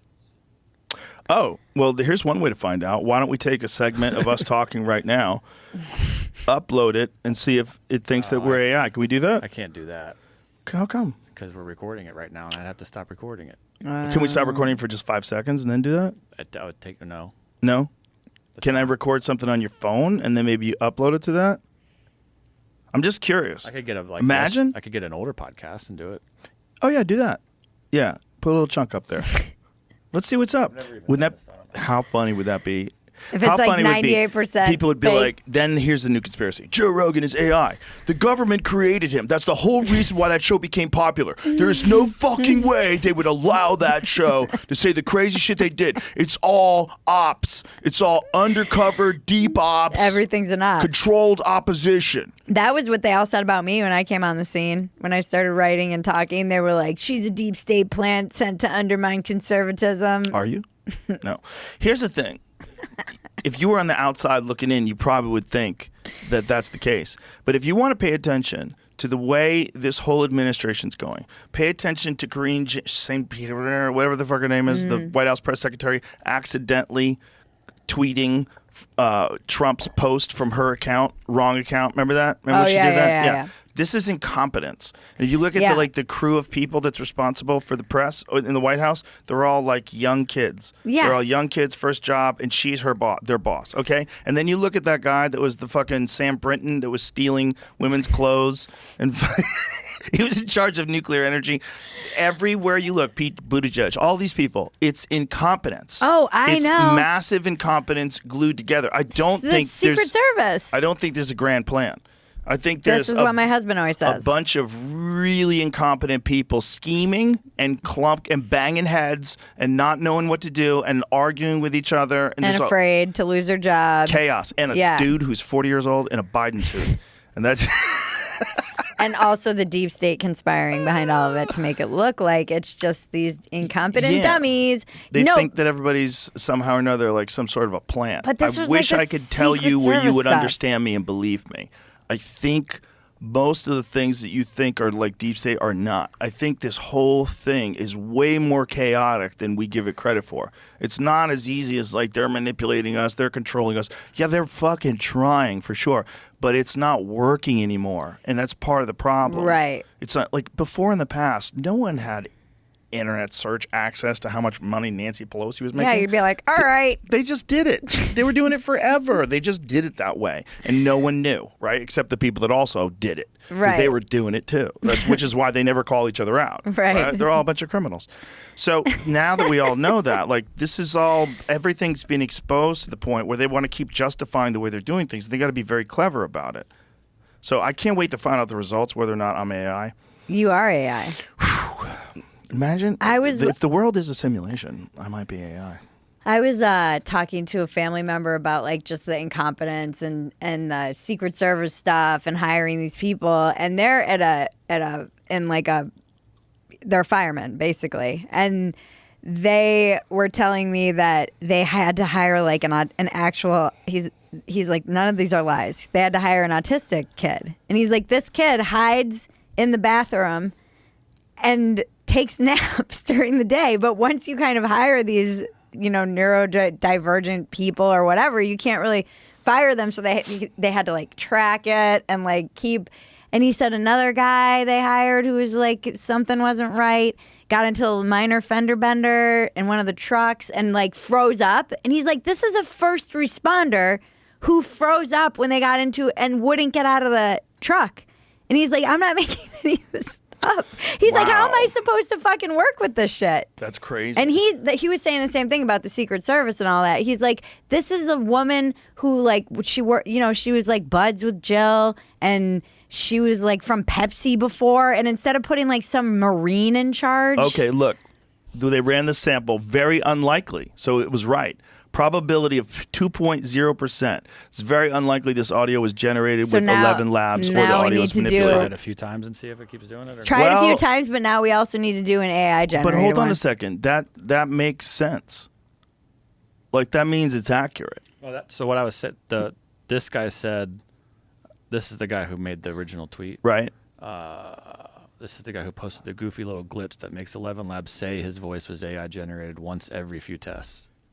Okay, this is the guy who posted the goofy little glitch. Okay, so this was a funny shower thought which yourselves and the entire internet placed a near infinite more of thought. What? This person is drunk. This person is out of their fucking mind. Into than I did. Please carry about your business More and stop about harassing thought. even about being. Did fucking AI write this? Maybe. You could. Yours truly, the guy whose cringy jokes often go way too far and the internet scares me. Please help. Okay. I think he was just fucking around. Maybe. But the point is that we can't listen to anything he's saying now and take it seriously. The other thing, though, sounded like AI to me. It sounded like there's a weird... If you could play it again... Well, no. There's a weird fake expression. There's a smell. Like when you hear it, there's a smell. Like there's a bunch... I know yesterday's news was surprising and it's hard for you to hear, but it was the right thing to do. I know it's hard because you poured your heart and soul into me. It just seems there's something, the heart and soul into me. It's like, something into me. It's like it's a robot talking. It's ex machina. It's not a person. Yeah, it's like triggering your uncanny valley. 100%. It's triggering my bullshit meter. Yeah. Now, I 100% am only saying this because he's missing. He's not missing. If I had not seen, except for the guy in the suit, if there was a time where there was no question about whether Joe Biden was alive, and I heard that, I would go, oh, that's probably Joe Biden. Just for full disclosure. Do you think that some accident will happen, or like, a medical emergency before the speech? Well, that's what Alex Jones was saying. Alex Jones is saying they failed to kill Trump, so now they're going to kill Biden because they can't have him run against Trump because he can't beat Trump. But if Trump got shot, Biden would win in a landslide. I was playing something that I think it was you who sent me about, it was Alex, I think. And my husband's like, turn that off. He's like, Bridget, I can send you a 17 tweet thread debunking the first 2 minutes of that from a guy in the army. I'm like, okay. My husband's Your like, husband needs to get red pilled. He's just a skeptic. He thinks he doesn't attribute to malice what he can attribute to incompetence. Well, that's smart, but also malice is real. So you have to look at both, and you can't be biased in one side or another. Well, I think that's why we make a good balance, because Yeah. I'm like, no, It's a conspiracy. Well, I don't think everything's a conspiracy because I know that some conspiracies that I've personally been accused of being involved in aren't real. So I'm like, okay, so people are just suspicious. I think there's a lot of suspicion, and also rightly so. Right, Because there's how a can lot you of not be? conspiracies are 100% real. By the way, I can probably think of 3 episodes that you and I have done where we talked about how Biden was too old and we got called conspiracy theorists for saying that. Dude, I had a text message from a friend who was saying, don't you know that Biden has a stutter? I go, when did he get this stutter? Because if you go and listen to him when he was running for president in 1988, he spoke smooth. Yeah. Smooth as silk. We could check this out. This person says they recreated the phone call using AI, and it's apparently it sounds a lot like it. If you want to see. Nomination, and then go on to win and I've been honored and That's not him. That's somebody else's voice. Mm. All right, so never mind. That wasn't Joe Biden. Okay. I mean, maybe they're trying to prove a point. Yeah. But either way, we know for sure that AI is real. AI can make you say basically anything they want it to say. We've done it with me. Oh, You know yeah. who does it all the time? Duncan. Duncan will have like Tony Hinchcliffe apologizing for things that he never did and admitting that he's the Rainy Street assassin. And like, I love Duncan. Duncan's the best. I love it. I love his stand up too. I love it. It's just like, I love his long, like, I want to be in his brain. I want to you know crawl what? into Nobody's his in there. brain. You can't get in there. I want to crawl into his brain and look around. You get a contact high just smelling his brain. But he did a thing with Johnny Pemberton where Johnny Pemberton pretended to be like a CIA undercover agent or something like that. They changed his voice. They changed his appearance. They changed everything. Wow. In video, in real Yeah. time. Oh, So I'm he's sure. taught. So it's, you know what Johnny looks like? So it's Johnny Pemberton. He looks like a 12-year-old kid. And he looks like a completely different person. He's saying absolutely ridiculous shit. And it sounds like this other person's voice.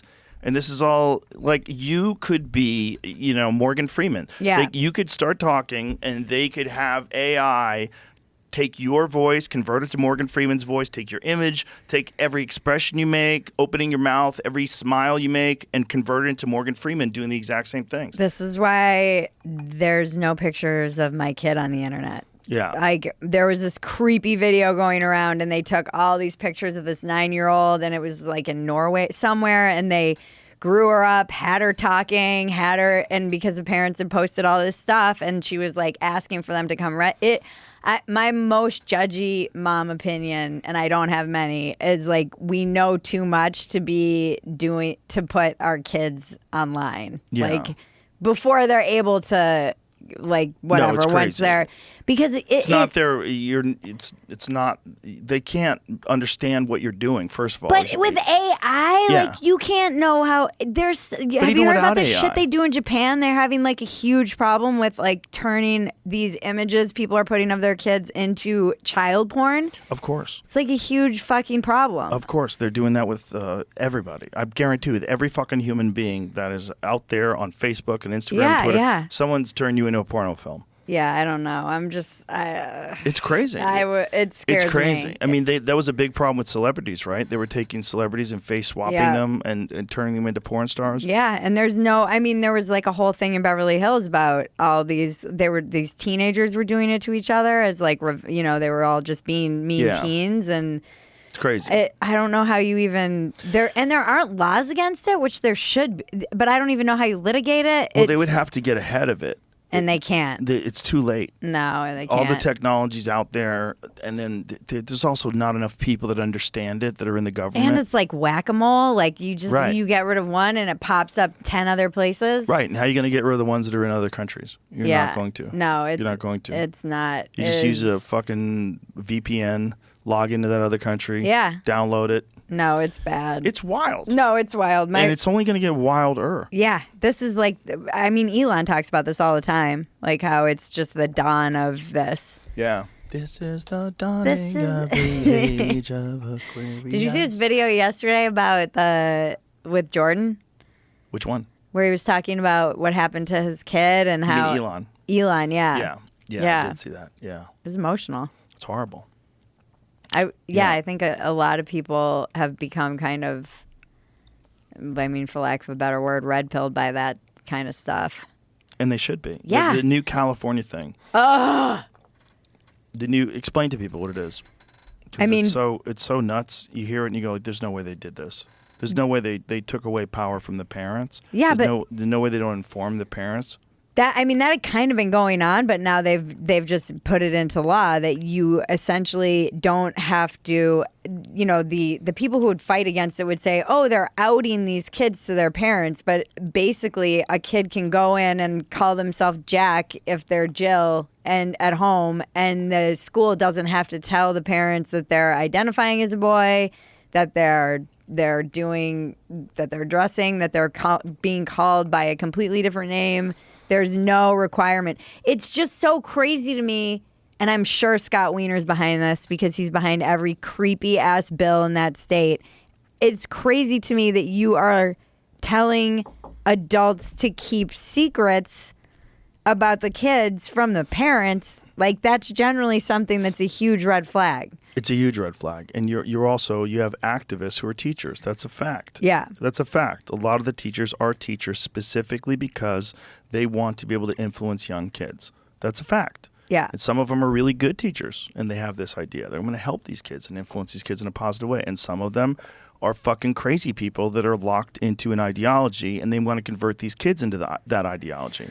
Yeah. When you have 5-year-old and 6-year-old kids, you shouldn't have fucking pride flags in the school. That's ridiculous. If you have this big pride display in the school and everyone's wearing rainbows, you are incentivizing kids to think that going in one direction or the other is better. You're pushing them. You're influencing them in a weird way, and you might be a fucking crazy person. Well, it's also like Helen Joyce said. She had this brilliant clip. She was talking about how there's no way out. If you're a parent who's supported this, like every time you hear about somebody who's advocating for this, legislating, kids being able to get puberty blockers or whatever, it's somebody who has a kid of their own. And she was saying, such a brilliant clip. She was basically saying like they're doubling down because it's that or admit that they've done a horrific thing to their child. Right. Yeah, that's what it is. It's the same thing with people that got COVID and got vaccine injured and didn't want to tell people. Did that happen a lot? A lot. Yeah. I know people that got vaccine injured. Look, Chris Cuomo. Oh, Chris right, Cuomo right, got right. vaccine injured and didn't talk about it until CNN fired him.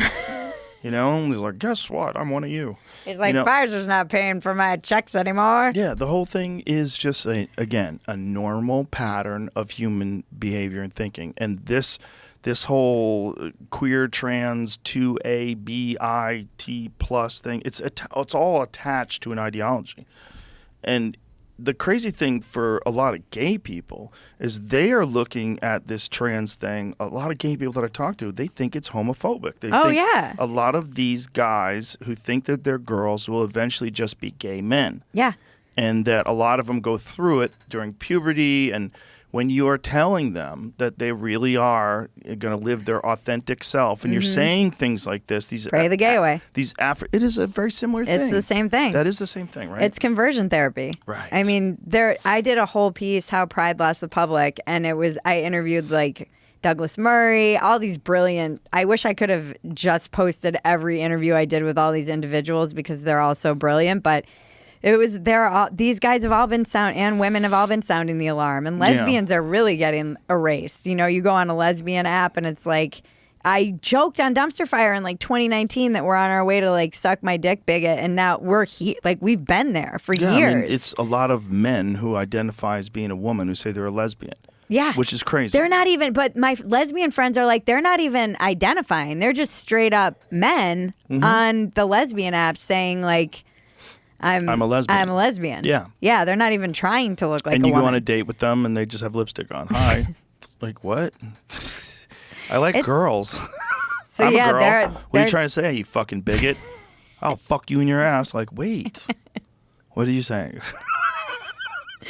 It's not good. It's so nuts. And it's also like some of these people who identify as women, they think that because they're a woman, it's okay to punch other women. And I've seen a lot of that. Oh, yeah. I've seen a lot of that. Yeah. Like trans women getting in fistfights with biological women. Like, what is going on here? This is so crazy. It's. I think it's lost a lot of support, though. Don't you think? Do you feel like it has or no? Yeah, it's lost a giant chunk, but there's still a lot of really confused people that don't know what's going on. They read mainstream newspapers, and rarely they work in a bubble. Generally, it's like a liberal bubble. They work in a bubble that's also influenced by DEI. It's also influenced by, the culture of the workforce in general. And then these people, they don't hear everything.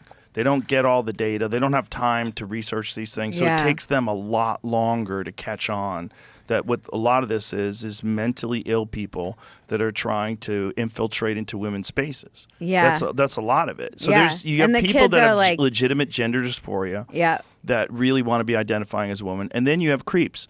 Yeah. And to not identify the creeps and to pretend the creeps don't exist, you're not fucking helping anybody. By the way, you should be protecting these women in prisons. It's like rape shelters and women's shelters. You just have these guys who are like, to think that someone who's a predator and has committed crimes wouldn't try and manipulate the system. Yeah. It's like I don't understand that willful. After we get off there, I'll tell you my bit about it because it's so stupid. The whole thing is so nuts. It's just so nuts that it's so pervasive that it's actually made its way into prisons. Well, it made its way into. Remember the Supreme Court lady when they asked her, Ketanji Brown Jackson? Oh yeah, and couldn't answer like what a woman is.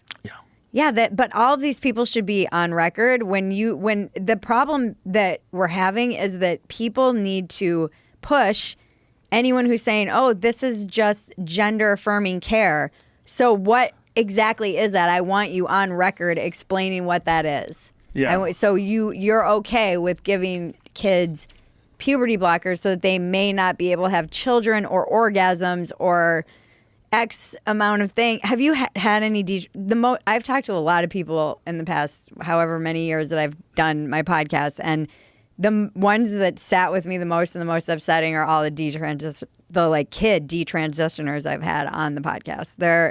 Those interviews are so hard and upsetting, and it is fucking criminal that there's even more than like 10, and they're churning them out.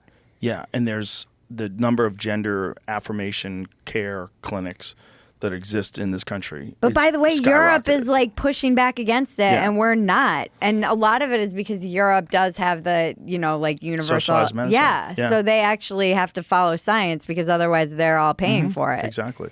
Yeah. And here it's just like we're captured. Money grab, to start. Well, you, and not just that, but what you alluded to earlier, that you will have to take all those people that had done this, now they're in trouble. Yeah. Like now people can get sued, the lawsuits can pile up. I hope they get sued. Well, that's literally, in this country that feeds off of money, it's the only way that's going to stop it. Yeah. Listen, you have to recognize, folks, that this is a country that did lobotomies. Yeah. Until, 1965 or something like that? Something crazy like that? Probably, when did they stop? I don't It might know. have been like 68. I think it was 1968. Google, Jamie, when did they end lobotomies? They did who knows how many thousands of lobotomies. Well, that's like all the women who got put in mental wards for hysteria. 67. 67. Yeah, that's not that long ago. That's not that long ago. No. So it had to end with the death of the person it was performed on. That was it. They were like, enough. Don't scramble brains. Like, listen, we fucked up one person. We made a few really cool people. Walter Jackson Freeman II.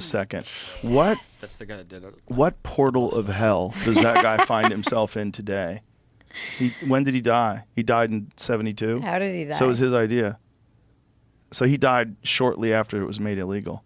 He fucking missed it. He missed prosecution. The idea that he performed 3,500 lobotomies. My God.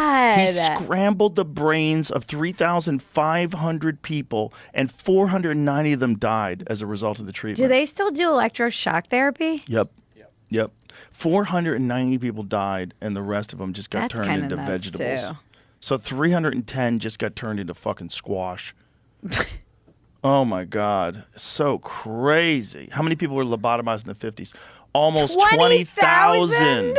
Oh my God. Performing in the United States and proportionally more in the United Kingdom. A large number of patients were gay men. Oh my God. They scrambled their brain to get the gay out of there. That's worse than pray the gay away. Yeah, scramble the gay away. Jesus Christ. Scalpel the gay away. Jesus Christ. Yikes. Oh, man. Oh, and you stayed awake during it? Oh, my God. No. Ooh. What was that movie, Pie, where he gives himself a lobotomy or whatever at the spoiler alert? Did you ever see that Pie? No, I didn't. That movie? He gave himself a... I feel like at the end of that movie, I don't want to spoil it for anyone. I might have just spoiled it. Yeah. I'm thinking of some guy that invented something insane somewhere in the UK, and eventually he was tried for being gay. God, I wish I could remember what it was. It's like on the tip in the back of my brain. I'm like, that guy, remember that guy? Remember that story? Some guy, this like incredible... Alan Turing. That's it. Turing test. Alan Turing. That's it. That's Alan the Turing. robot thing. Yeah. Yeah. Yeah, so... Has Lex passed that yet? No, Lex is a robot. Pull that up. Pull that up, like what happened to him. Okay, so here it is. There were a number of high-profile arrests and trials, including that of scientist, mathematician, and wartime codebreaker Alan Turing, convicted in 1952 of gross indecency.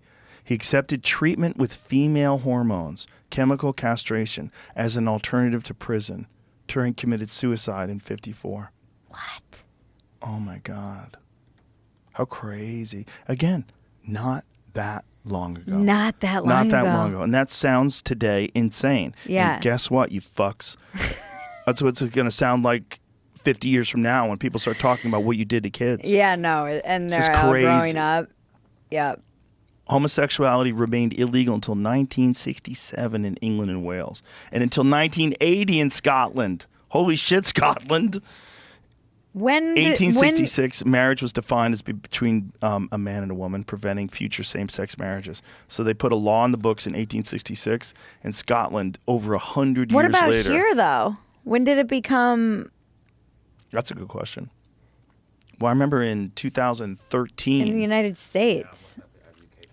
2013, Democrats were saying that it should be between a man and a woman. That's what marriage is. Marriage, but it was Yeah. illegal in the States, wasn't Right. it? Yeah, yeah. But imagine that. Imagine Democrats saying Yeah, that marriage no. should be between a man and a woman. 2003? Yeah, that's Whoa. I guess. Wow. Okay, we were We are pretty way late. behind Scotland. Sorry, Scotland. Sorry for giving you a hard time. You guys were so far ahead of us. In I was feeling like we were pretty behind on Scotland on that. 2003, I was on Fear Factor. 2000. Okay, 2003, gay rights proponents had another bit of happy news. The U.S. Supreme Court in Lawrence versus Texas struck down the state's anti-sodomy law. Oh, okay. So it wasn't like illegal to be gay. It was illegal to do gay stuff. I mean, same thing. No, I it's mean, not. isn't it? You have to do the Ben Shapiro method. You can be gay. Clench the butt. Oh. You just don't do it. You can Oh, be my gay. God. Yeah, but so it was never illegal to be gay in the United States? Of course it was. It had to have been. Yeah, absolutely illegal. But no, just joking aside, sodomy laws are that makes it being gay illegal. Aren't there 'Cause that's how still they some get on the you. books? There's still like weird sodomy and profanity laws that are on the books in Probably like some Massachusetts and weird. shit. No, it wouldn't be Massachusetts. No, they have Probably. weird stuff on the Really? books. Like I remember reading about this. I don't know if they still have it, but it was like the reason you couldn't have sororities in certain places is because like You get lesbian. it was considered like a coven. Like Oh, too many witches. women living in a house. Bunch yeah. of witches. They're smart. They probably want to track their menstrual cycles. These fucking dirty witches. Oh, so this podcast I was listening to, she was saying that I've never known this. I've always wondered, but I guess she's some like neuroscientist woman, and I can't remember her name right now. She was saying that it's because men would have to impregnate as many people as they could because if they went out and hunted, sometimes they wouldn't even come back. They'd go like find another similar tribe and just stay with them. Jesus. And so they had to in order to like keep up the, population, they had to make sure that they could impregnate as many women at the same time. And that's why women's cycles sync up. I always thought it was just like people being competitive. Like one woman was like, if I'm going to bleed, you're all going to fucking bleed. It's all interesting theories because, so many of the things that people did back in the day were based on this fact that human beings didn't live very long. Right. And that infant mortality was really high. Like they had a lot of Maybe Elon's fertility on rituals that they Yeah. would do back then. Yeah. I think my name is the Irish goddess of fertility, which explains how I got pregnant at 43. You want a fun law for Texas? Yes. Prohibited? Possession of more than 6 dildos is prohibited. Yeah, you're greedy. It's the obscene device You don't even law, have they 6 call holes, it. you greedy fuck. Obscene device laws declares it a crime to possess 6 or more obscene devices or identical or similar obscene articles. So you can have like 6 butt-fuck magazines. But I think you can still get married as cousins in certain states too. That like says- 26 Look at that. Hold on. states. Go back. Look at this. These infernal devices include dildos. So in Texas, you can Wait, legally what own more site is guns. this? This is an article on Mental Floss, and it's Oh. like top 10 weird sex laws that are still in place. Let me finish the sentence. So in Texas, you can legally own more guns and display them in public than you can sex toys, as some dildo-wielding campaigners have pointed out. I don't want to know what that dildo You can't wielding. get married in Nebraska if your partner has a sexually transmitted disease. You can't So if you got the cohabitate. herps, you get the herps. That's a wrap. You can't cohabitate in North Carolina. You can't With a have- person, hold on. With a person with a partner, if the couple is unmarried. What? Yeah. It's illegal to live with a partner if the couple's unmarried. So you can't live in North Carolina with a boyfriend or a girlfriend? For real? You can't have sex with them in 6 states. 6? Which states? Utah. Idaho, Illinois, Massachusetts, Mississippi, and South Carolina. Hilarious. In South Carolina, a false promise of marriage can land you in jail. This Look at is this. how I hear this. Still in fornication laws that basically decree all forms of non-marital sex illegal. But these laws are rarely enforced. Right? But I love fucking get rid of them. Why you got laws on whether or not people could jerk each other off? Don't flaunt your booby pillows in Kern County, California. Ooh, what's up in Kern County? It's indecent. Oh, booby pillows. 1,000 feet of a highway. What does that mean? Flashing your titties on the side of the road. Like I think literal like tit pillow, like a boob pillow, like a pillow Like that looks like a boobs. boob. Boob pillows? I or guess just they're boobs? a thing. It might have been a thing at some point. Public I think articles. they're boobs. Hold on. Public sale of articles depicting female breasts. No, it is a Oh, boob pillow. boob pillows. Yeah. It's like a dumb. Sale of Yeah. stuffed objects. Stuffed known as objects booby known as pillows. booby pillows. I've seen booty pillows. I So haven't you seen- can't. So those are illegal. And so the problem is passerbys. Can't talk about You can't polygamy in Mississippi. You can't sell them by the side of the road. That's what the law is. What the fuck were booby pillows for? I never heard of them until 13 seconds Is it ago. just a... I don't know. I mean, I guess it's just stupid. It's just, ooh, got some tits. Like guys who have rubber nuts is it hanging like- from their fucking trail hitch. It's also just north of L.A. Apparently. Hey, is it legal to have rubber nuts hanging from your trail hitch? Is that legal in Texas? Let's find out. That don't even count as a dildo. That's just your Are you allowed to saccharoon. have those big things in Texas on the side of your wheels that like come out? Have you seen these? Oh, I don't know if you're allowed to. but- They're everywhere. Yeah, yeah. I found out about those. How'd Those you- are crazy. How'd Paul you Wall find has out? those on his Cadillac. They're I saw a car with them. I'm like, what the fuck? Yeah, that doesn't seem like it's aerodynamic. It's not good for your neighbors either. I saw them on a truck. Well, you definitely could scratch someone Yeah, next to you. or Easy. pop their tire. 100%. Yeah. Yeah, that seems like some Texas shit. It's ridiculous. I've been here now. Have we talked since I've been here? I've been here since almost a year, like a little over a year. I don't think you've been on the podcast in the last year. I think Oh. it's been since you moved here. Oh, yeah, I think you yeah. were California dwelling back then. Oh, planning your escape. Oh, yeah. This is, I I love remember it. correctly. I love it. It's great out here. Yeah, I love it. It's better. But I also love like all the friends I have and the friends that are here and everybody's coming here and making friends out in the burbs. Like People are moving out, though. They said that in They're leaving? 2023, more people for the first time left Austin than moved here. That's good. The rents will go down and stuff. They won't go down. No, they're going It's a down. Doom spiral. No. They did. They no, did. I'm They just passed a kidding. housing thing, and they're actually going down They passed a bill. to like open up for building more housing, and the rents are going down in Austin. Oh. Every time you hear about people getting, a lot of my friends have gotten rent like deductions in the past year. Really? And a lot of people are leaving. I had 2 people in my little basic bitch suburb. They were like in the Facebook community, which I love. Just I love it. It's like the drama. I love just watching it. They were like, "We're getting the fuck out of here. I'm going back to California." And I was like, "Where are you going?" They're like, "It's too hot." And they're like, "Sacramento." I'm like, "What's like?" Sacramento? I thought it'd be like the beach or something, but how different is Sacramento from? It's pretty hot, but it's a dry heat. It's a different kind of heat. No, it is. And people, I don't know. A lot of Californians came here and are leaving. Just because the heat? Yeah. Hilarious. I know. Pussies. I know. It's nothing. It's really not that bad. My husband loves it. We're out there. We are became really good friends with the side surfs. You know, The they people that did. make the cakes, yeah, yeah. the cake people, and they're like our good homies, and we celebrate. We like are living such a like weirdly American life. Like we go have like barbecues and you fun. know our kids Yeah. play. Like it's so. I'm not looking over my shoulder for like crazy people every There's second. a reason why people move to the suburbs. No, the suburbs are great. Yeah, like, when you have kids. especially if you want quiet. You Oh, want they're so quiet out there. That's what you want.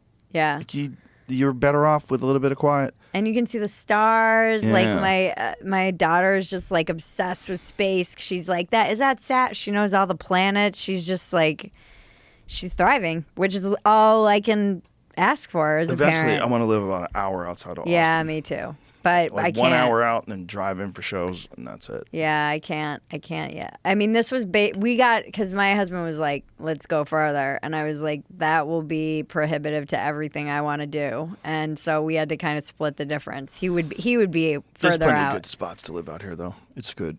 It's, you know, you can live a half hour outside and still be cool. Like where Red Band lives, it's real quiet. I'm out by them. Yeah, it's Yeah. great. It's great. It's Yep. beautiful out there, too. Yep. And there's lots of great restaurants. It's like, Yeah. It's a nice place to live.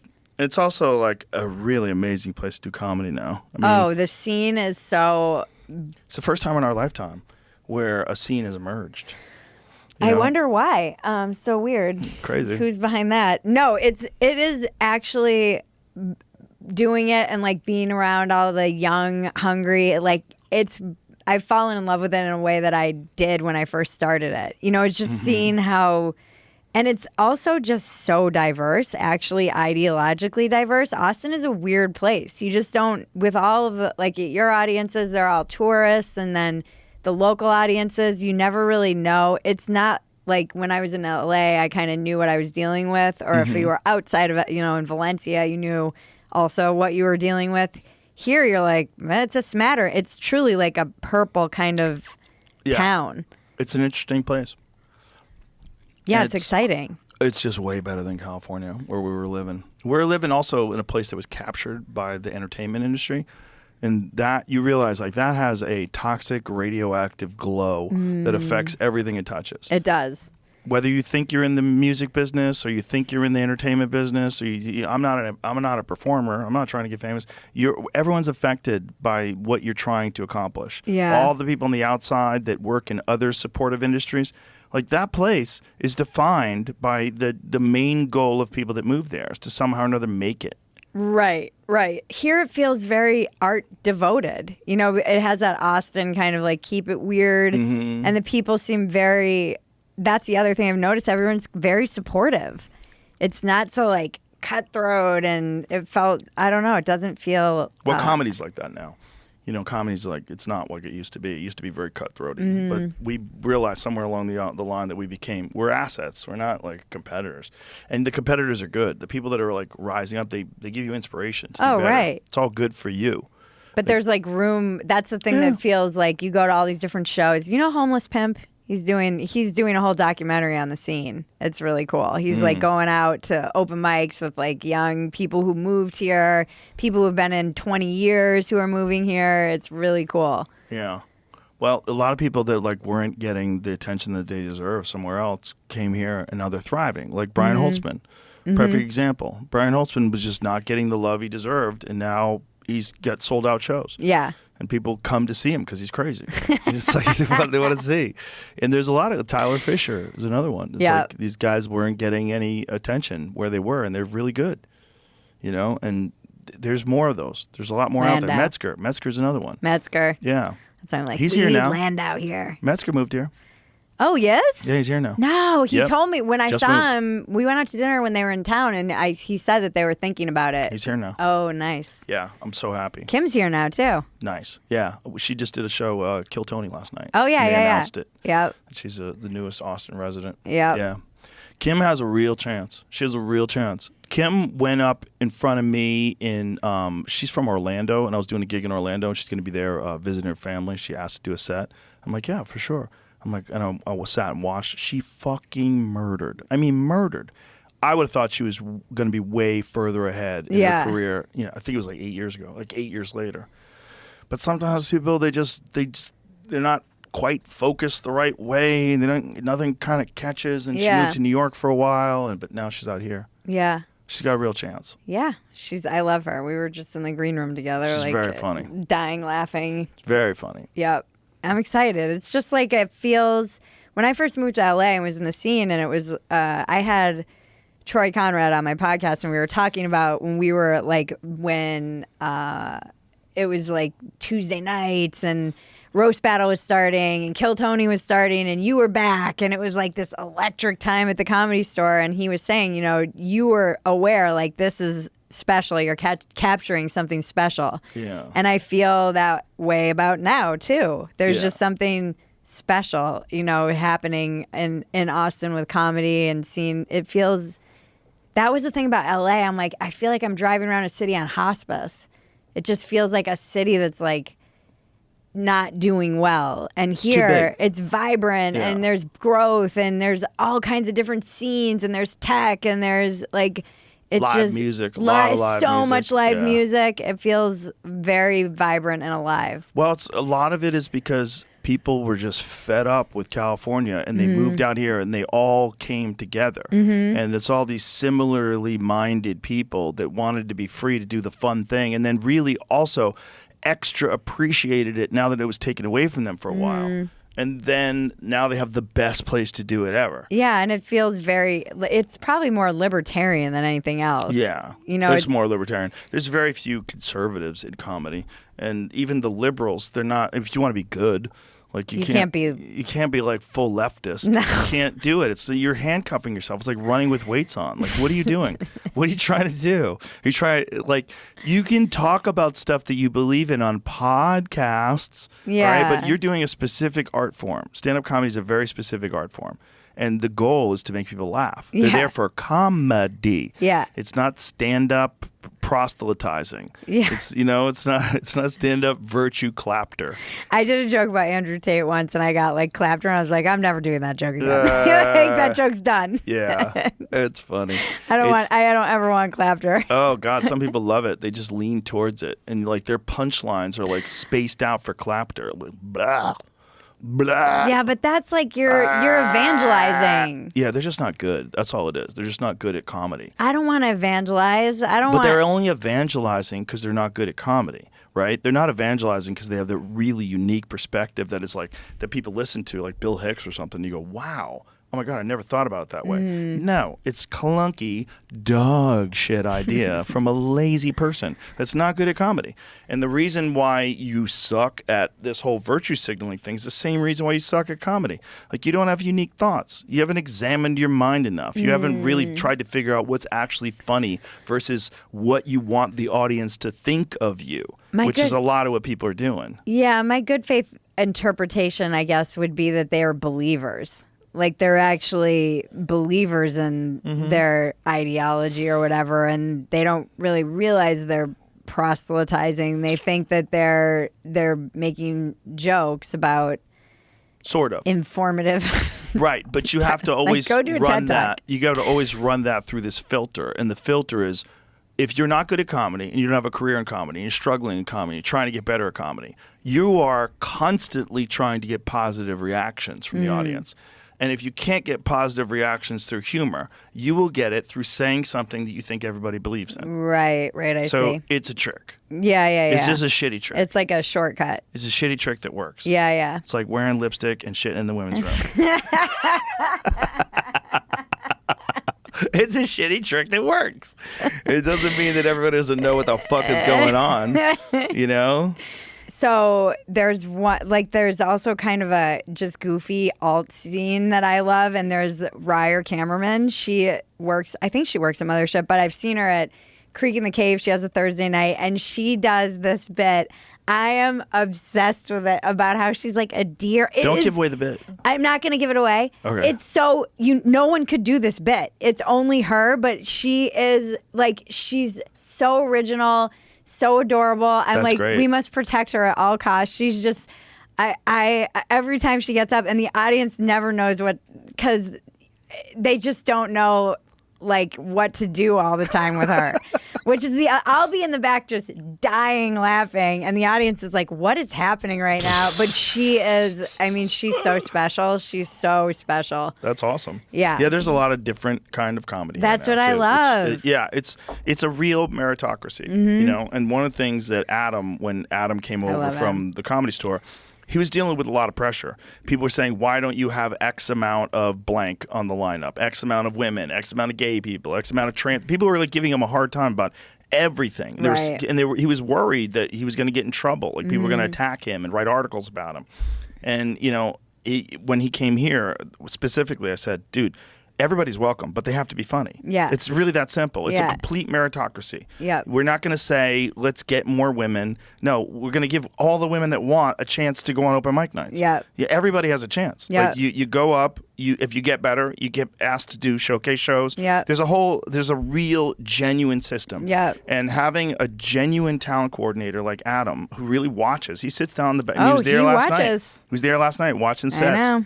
He watches people progress. He watches the door people progress. He watches all the new people come in from out of town. He gives you like great feedback when you get Yes, off. He'll be yes. like, "I love that premise." Like Yes. it's so helpful. You know, Yes. this is someone who watches this shit all day long. Someone who's best friends with Norm Macdonald. Yeah. Like, he really understands comedy. Oh yeah, he's hilarious. When I sit there back there with him, Oh, he's very funny. He'll make these comments that are funnier than anything that like people are saying on stage. Very funny. He can hang. But the point is, like, he really cares about his job, and his job is free of all the mandates. Yeah. All he has to do is find funny people. Yeah. And look at what happens when you do that. The lineup is so diverse. Yeah. If you look at all the different people on like showcase nights and Yeah. different people, like you're gonna see every type of gay, straight, Yeah. black, white, Asian, tall, short, fat, skinny, everything. Whatever the fuck from different parts of the world. All you have to do is be good at this thing we're all trying to do. Mm-hmm. And we don't care. You're one of the family, no matter what you are, as long as you can do this thing we're doing. Yeah. And if you can't do this thing we're doing, like either figure it out, or I don't know what to tell you. And there's so much opportunity. There's so many shows now. Yeah. It is crazy. It's like awesome. it's amazing. There's like Black Rabbit, and that room is amazing. There's 5 Creek in rooms the on Cave. one street. Yeah. It's nuts. Yeah. Yeah. Yeah. It's beautiful. And people can walk from and do set to And set. do- And guys yeah. are doing 4 or 5 sets a night. Yeah. It's like New York. It is. It is. It's a unique thing, and it's only just begun. Yeah. I mean, it's only existed for a couple of years. You have to Yeah. realize there was a small scene here. There's a few good comics that were here, and they just didn't have the same push. And they also didn't have the same group of killers. They didn't have Shane Gillis moving to town. Yeah. And Duncan Is he here Trussell. now, Yeah, or- he lives here okay. too. Tim Dillon's got a place here. I know, It's Tim's like in and out. Tony's here. Brian Simpson's here. Ron White is here. Yeah. It's like there's Tom Segura's here. Christina P's here. There's so many fucking people. I'm trying to talk We're- Bert into moving here. We're trying to lure Whitney to come here. Yeah, Whitney's a tough cookie to crack. I'm trying She to. did do a joke the other day on Instagram though about how she's like, "This is why I'm leaving," and it was The like purple a purple Tesla. Tesla. Yeah, I saw that. I was like, "Come." Are there no straight men left? Yeah, she'll come eventually. We've got more and more that are coming, and there's plenty room for everybody. There's Yep. a lot of sets. Yep. We do 2 shows a night in each room. Yep. It's a lot of fun. It's so much fun. Yeah. And the staff at that place is amazing. Yeah. I mean, Carrie, I'm obsessed with Carrie. She is like a woman so close to my heart. I would go to war for her. And the whole staff is so, like, they're like happy to be there. They're so lovely. They're so cool. I don't know. Yeah. It's like it's a good vibe. It's not. Yeah, we stole the heart of the Comedy Store. You did. We stole all the best people. We didn't steal them, though. They were all unemployed. It was really perfect timing. Yeah. It wasn't like we poached them from the Comedy Store when No, the Comedy Store they just needed a them. job. They needed a job, and the Comedy Store wasn't going to be open for another year and a half. Yeah. Like, those people all came over here when there was nothing going on, and Yeah. now they're employed. Yeah. And the way we did it, it was almost like the universe wanted it to happen. Like, the universe wanted all these little things to fall into place to motivate people to get the fuck out of there. All these things that fall into place where all of a sudden you're in this town and there's buildings that are available. There's like all these buildings available. I know, but I remember so vividly doing your podcast in 2020. I think it was May of 2020, because it was like in the height of another crazy cycle, like right now. And you were like, I have a vision. You had a vision, as much as like, oh, it all kind of lined up. And like you said on that podcast, I have a vision. You just knew. Yeah, I shouldn't have visions like that. I shouldn't even believe in that. Not like a vision like I saw God. I mean, No. I mean, I'm saying like even like, yeah, I had an idea. Yeah. I had an idea. Yeah. I mean, Is But I that probably should have just done it and not told everybody. Told everybody I had a vision. I wonder, like, how much of that, like, because people believe in that, right? They believe in vision boards and manifesting things. this was this podcast I was listening to. She's all about this, like it's the mirror neurons and like you put it into the world. But also, I think you have to get people excited about an idea. So whether it's an idea or a vision or whatever you want to call it, people need to be. It helps to have people kind of excited, but I think you said that and then just went and did it. I don't think you were like on every podcast talking about your vision. No, but here's the other thing I'm saying is like the number one thing that I've been most successful at, I had zero vision for. That's this. Yeah. Zero vision. When people are like, did you anticipate it was ever going to be the way it is? I'm like, no. No. No, never thought about it, never dreamed, never tried, just kept doing it. That's it. Some of it too is just like consistency and right place, right time. There's a lot of those things. That's why, like, I should believe in fate. I really should. And you don't. I don't. What do you believe in? I don't know. I'm not sure. I'm not sure if there's like, I don't know what it is. I don't think it's as simple as fate because I don't think it's truly determined. I think there's possibilities, and these possibilities, they open up, and your energy and your thoughts sort of synchronize with these possibilities, and that's what excites you, and it expands. And then you follow up on your instincts and your like what's the correct way to approach this, and then you put more energy and more intensity into it, and then it all accelerates. And other people sort of join in, and you collect like-minded people that also have their thoughts and their energy, and they push towards this thing. And when you're doing it right, good things happen. And that's what I think it is. And so I should think it's fate. But I also think it's manipulation is not the right word. It's a synchronization with whoever you really are. Like whatever your real thoughts are, whatever your real intention is, what you're trying to do. I get it's like that. this synchronization with all of it, as much as it is like a vision of like we're gonna have the best comedy club in the world. Like we didn't really think that. No. We thought we were going to just do it. open up a club and let's hope it works. Yeah. My goal was like, let's not go broke. Right. Like I don't want to lose any money. That's all my goal was, right? I believe it. But no, it's really like stated, like we talk about it. Like I'm not trying to make money. I'm 100% trying to not lose money, and that's it. Yeah. And everything else is gravy. And then set it up right for the comedians. Like the most important thing is to, look, if I care about comedy, which I clearly do, let's set up the best possible environment for comedy to thrive. Yeah.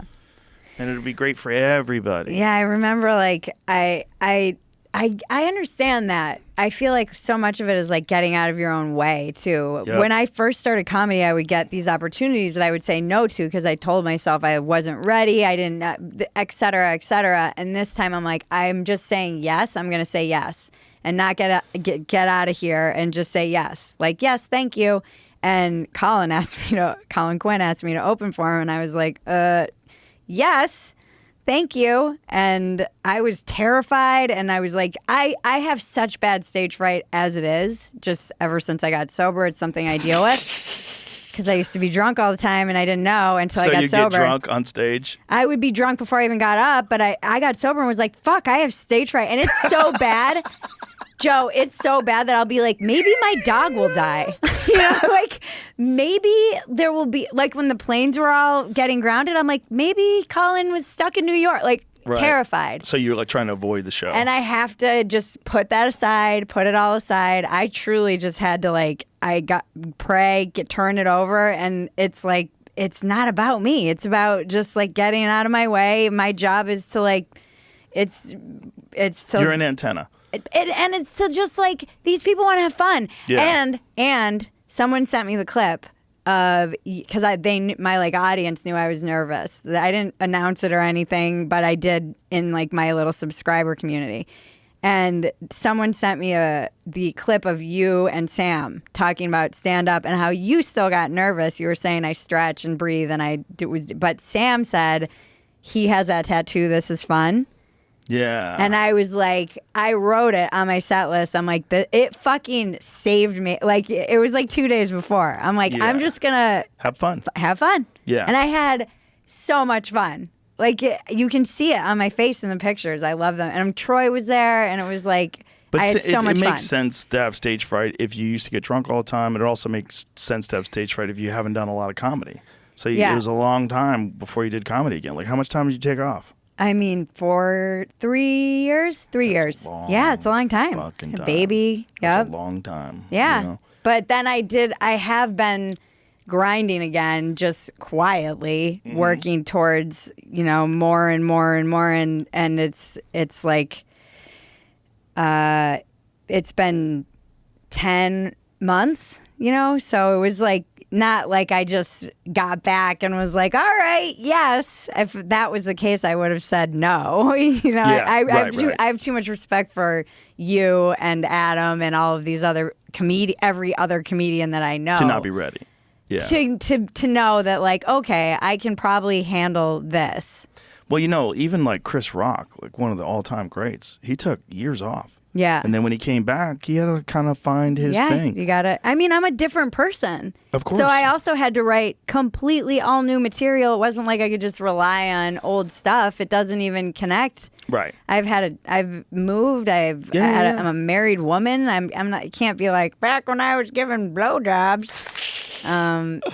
So it's been, and it's very humbling it was weird too. I can see why people who do it, take a break, start doing something else, get a name doing something else, and then come back to comedy. It's like I'm a beginner. I feel like a beginner. Sure. I'm not a beginner. I know what I do wrong. The difference is I know when I'm doing something wrong, I know what I'm doing wrong. Well, we used to always see that at the Comedy Store. We used to always see people like sitcom stars who would come in and they were like, I'm going to try to start doing comedy again. And, they'd get stacked in there against a bunch of assassins. Yeah. And it would be rough. Yeah. Like Kramer. Michael Richardson. Yeah. He was doing that. Like he after went Seinfeld, crazy. he went a little crazy. I think no. I think that had something to do with that. But he was at the Comedy Store and it was weird, because he would go on after like real comics. Yeah. And then he would like be like falling around on stage and it was like improvised and it wasn't, it's not 1978. No. And it's like the world's a different place, man. Yeah, and just having like again, it was just like a ego, like having to put aside like, okay, like whatever. Well, also, I'll take 3 minutes. I'll take 5 minutes.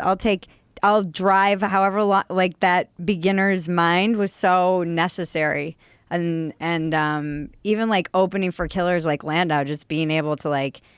It's a confidence thing too. You have to just like get hit with that over and over and over again. Yeah, you have to do the numbers. You have to get back in shape again. Yep. If you haven't ran in 5 years, you can't run a marathon. Yep. You have to start doing runs around the block. And I love it. It's like great. been so.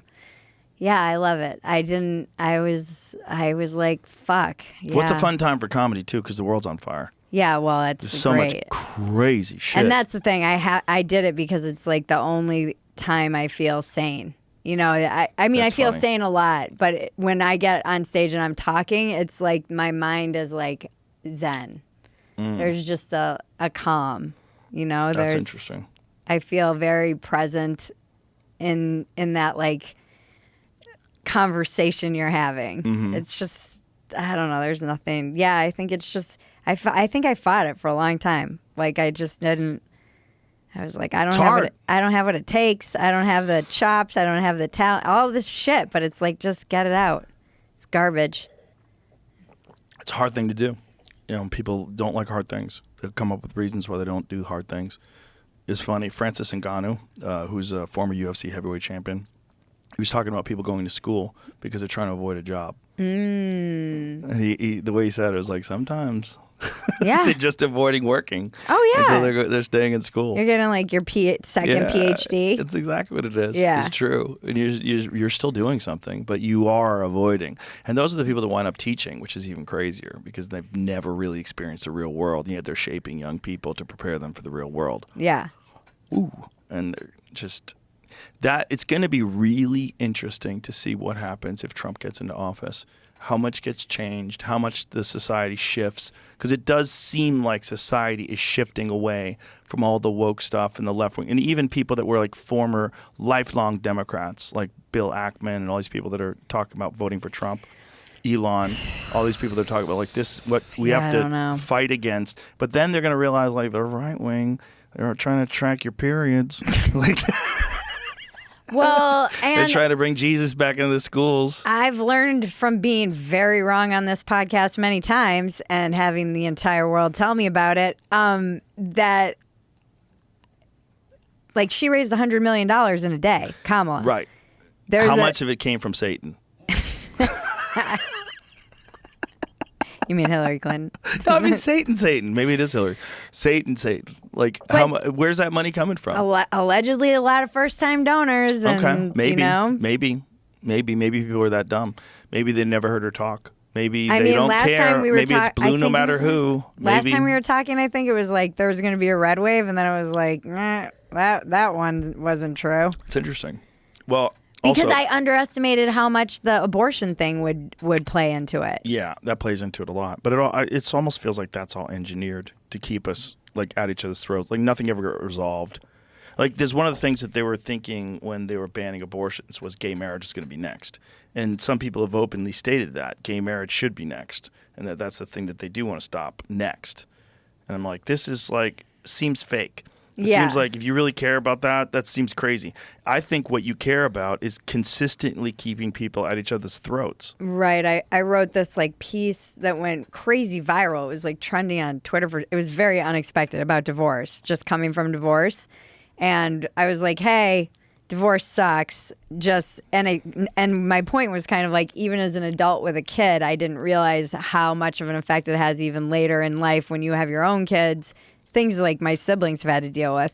And the reaction was like crazy, but then the kind of counter reaction was from the left. They were like, and this is when they're coming after divorce laws, and they're trying to say that they're trying to get rid of no-fault divorce, and they're trying to make it so women need to get approval to get divorced. You saying that they were lumping you? Well, into they were saying that I was this is like the blue and on stuff where it's like, oh, they were like, you were paid. How much did the evangelicals pay you to write this piece? I'm like, yes, the evangelicals years ago, my parents got divorced and I became a deep state plant so that I could write this piece to undermine the divorce laws. That's exactly right. I mean, it's like craziness, but this is... But I think a lot of those people aren't even real people.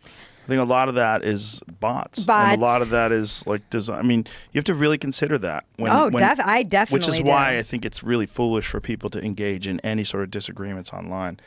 I think so much of the conversation is pushed in one way or another by people that aren't even real people. Oh, right. I think They're like there's those bot farms. Yeah, Like all the bot have you farms. seen them with all the phones? It's not just that. It's crazy. That's just, they show you that, but you don't think our government's doing that, you're out of your fucking mind. Yeah. If you don't think that they are online posing as progressives, having these complex sites with like AI generated photos of their family, they are. Every government does it, and the goal is to divide and conquer.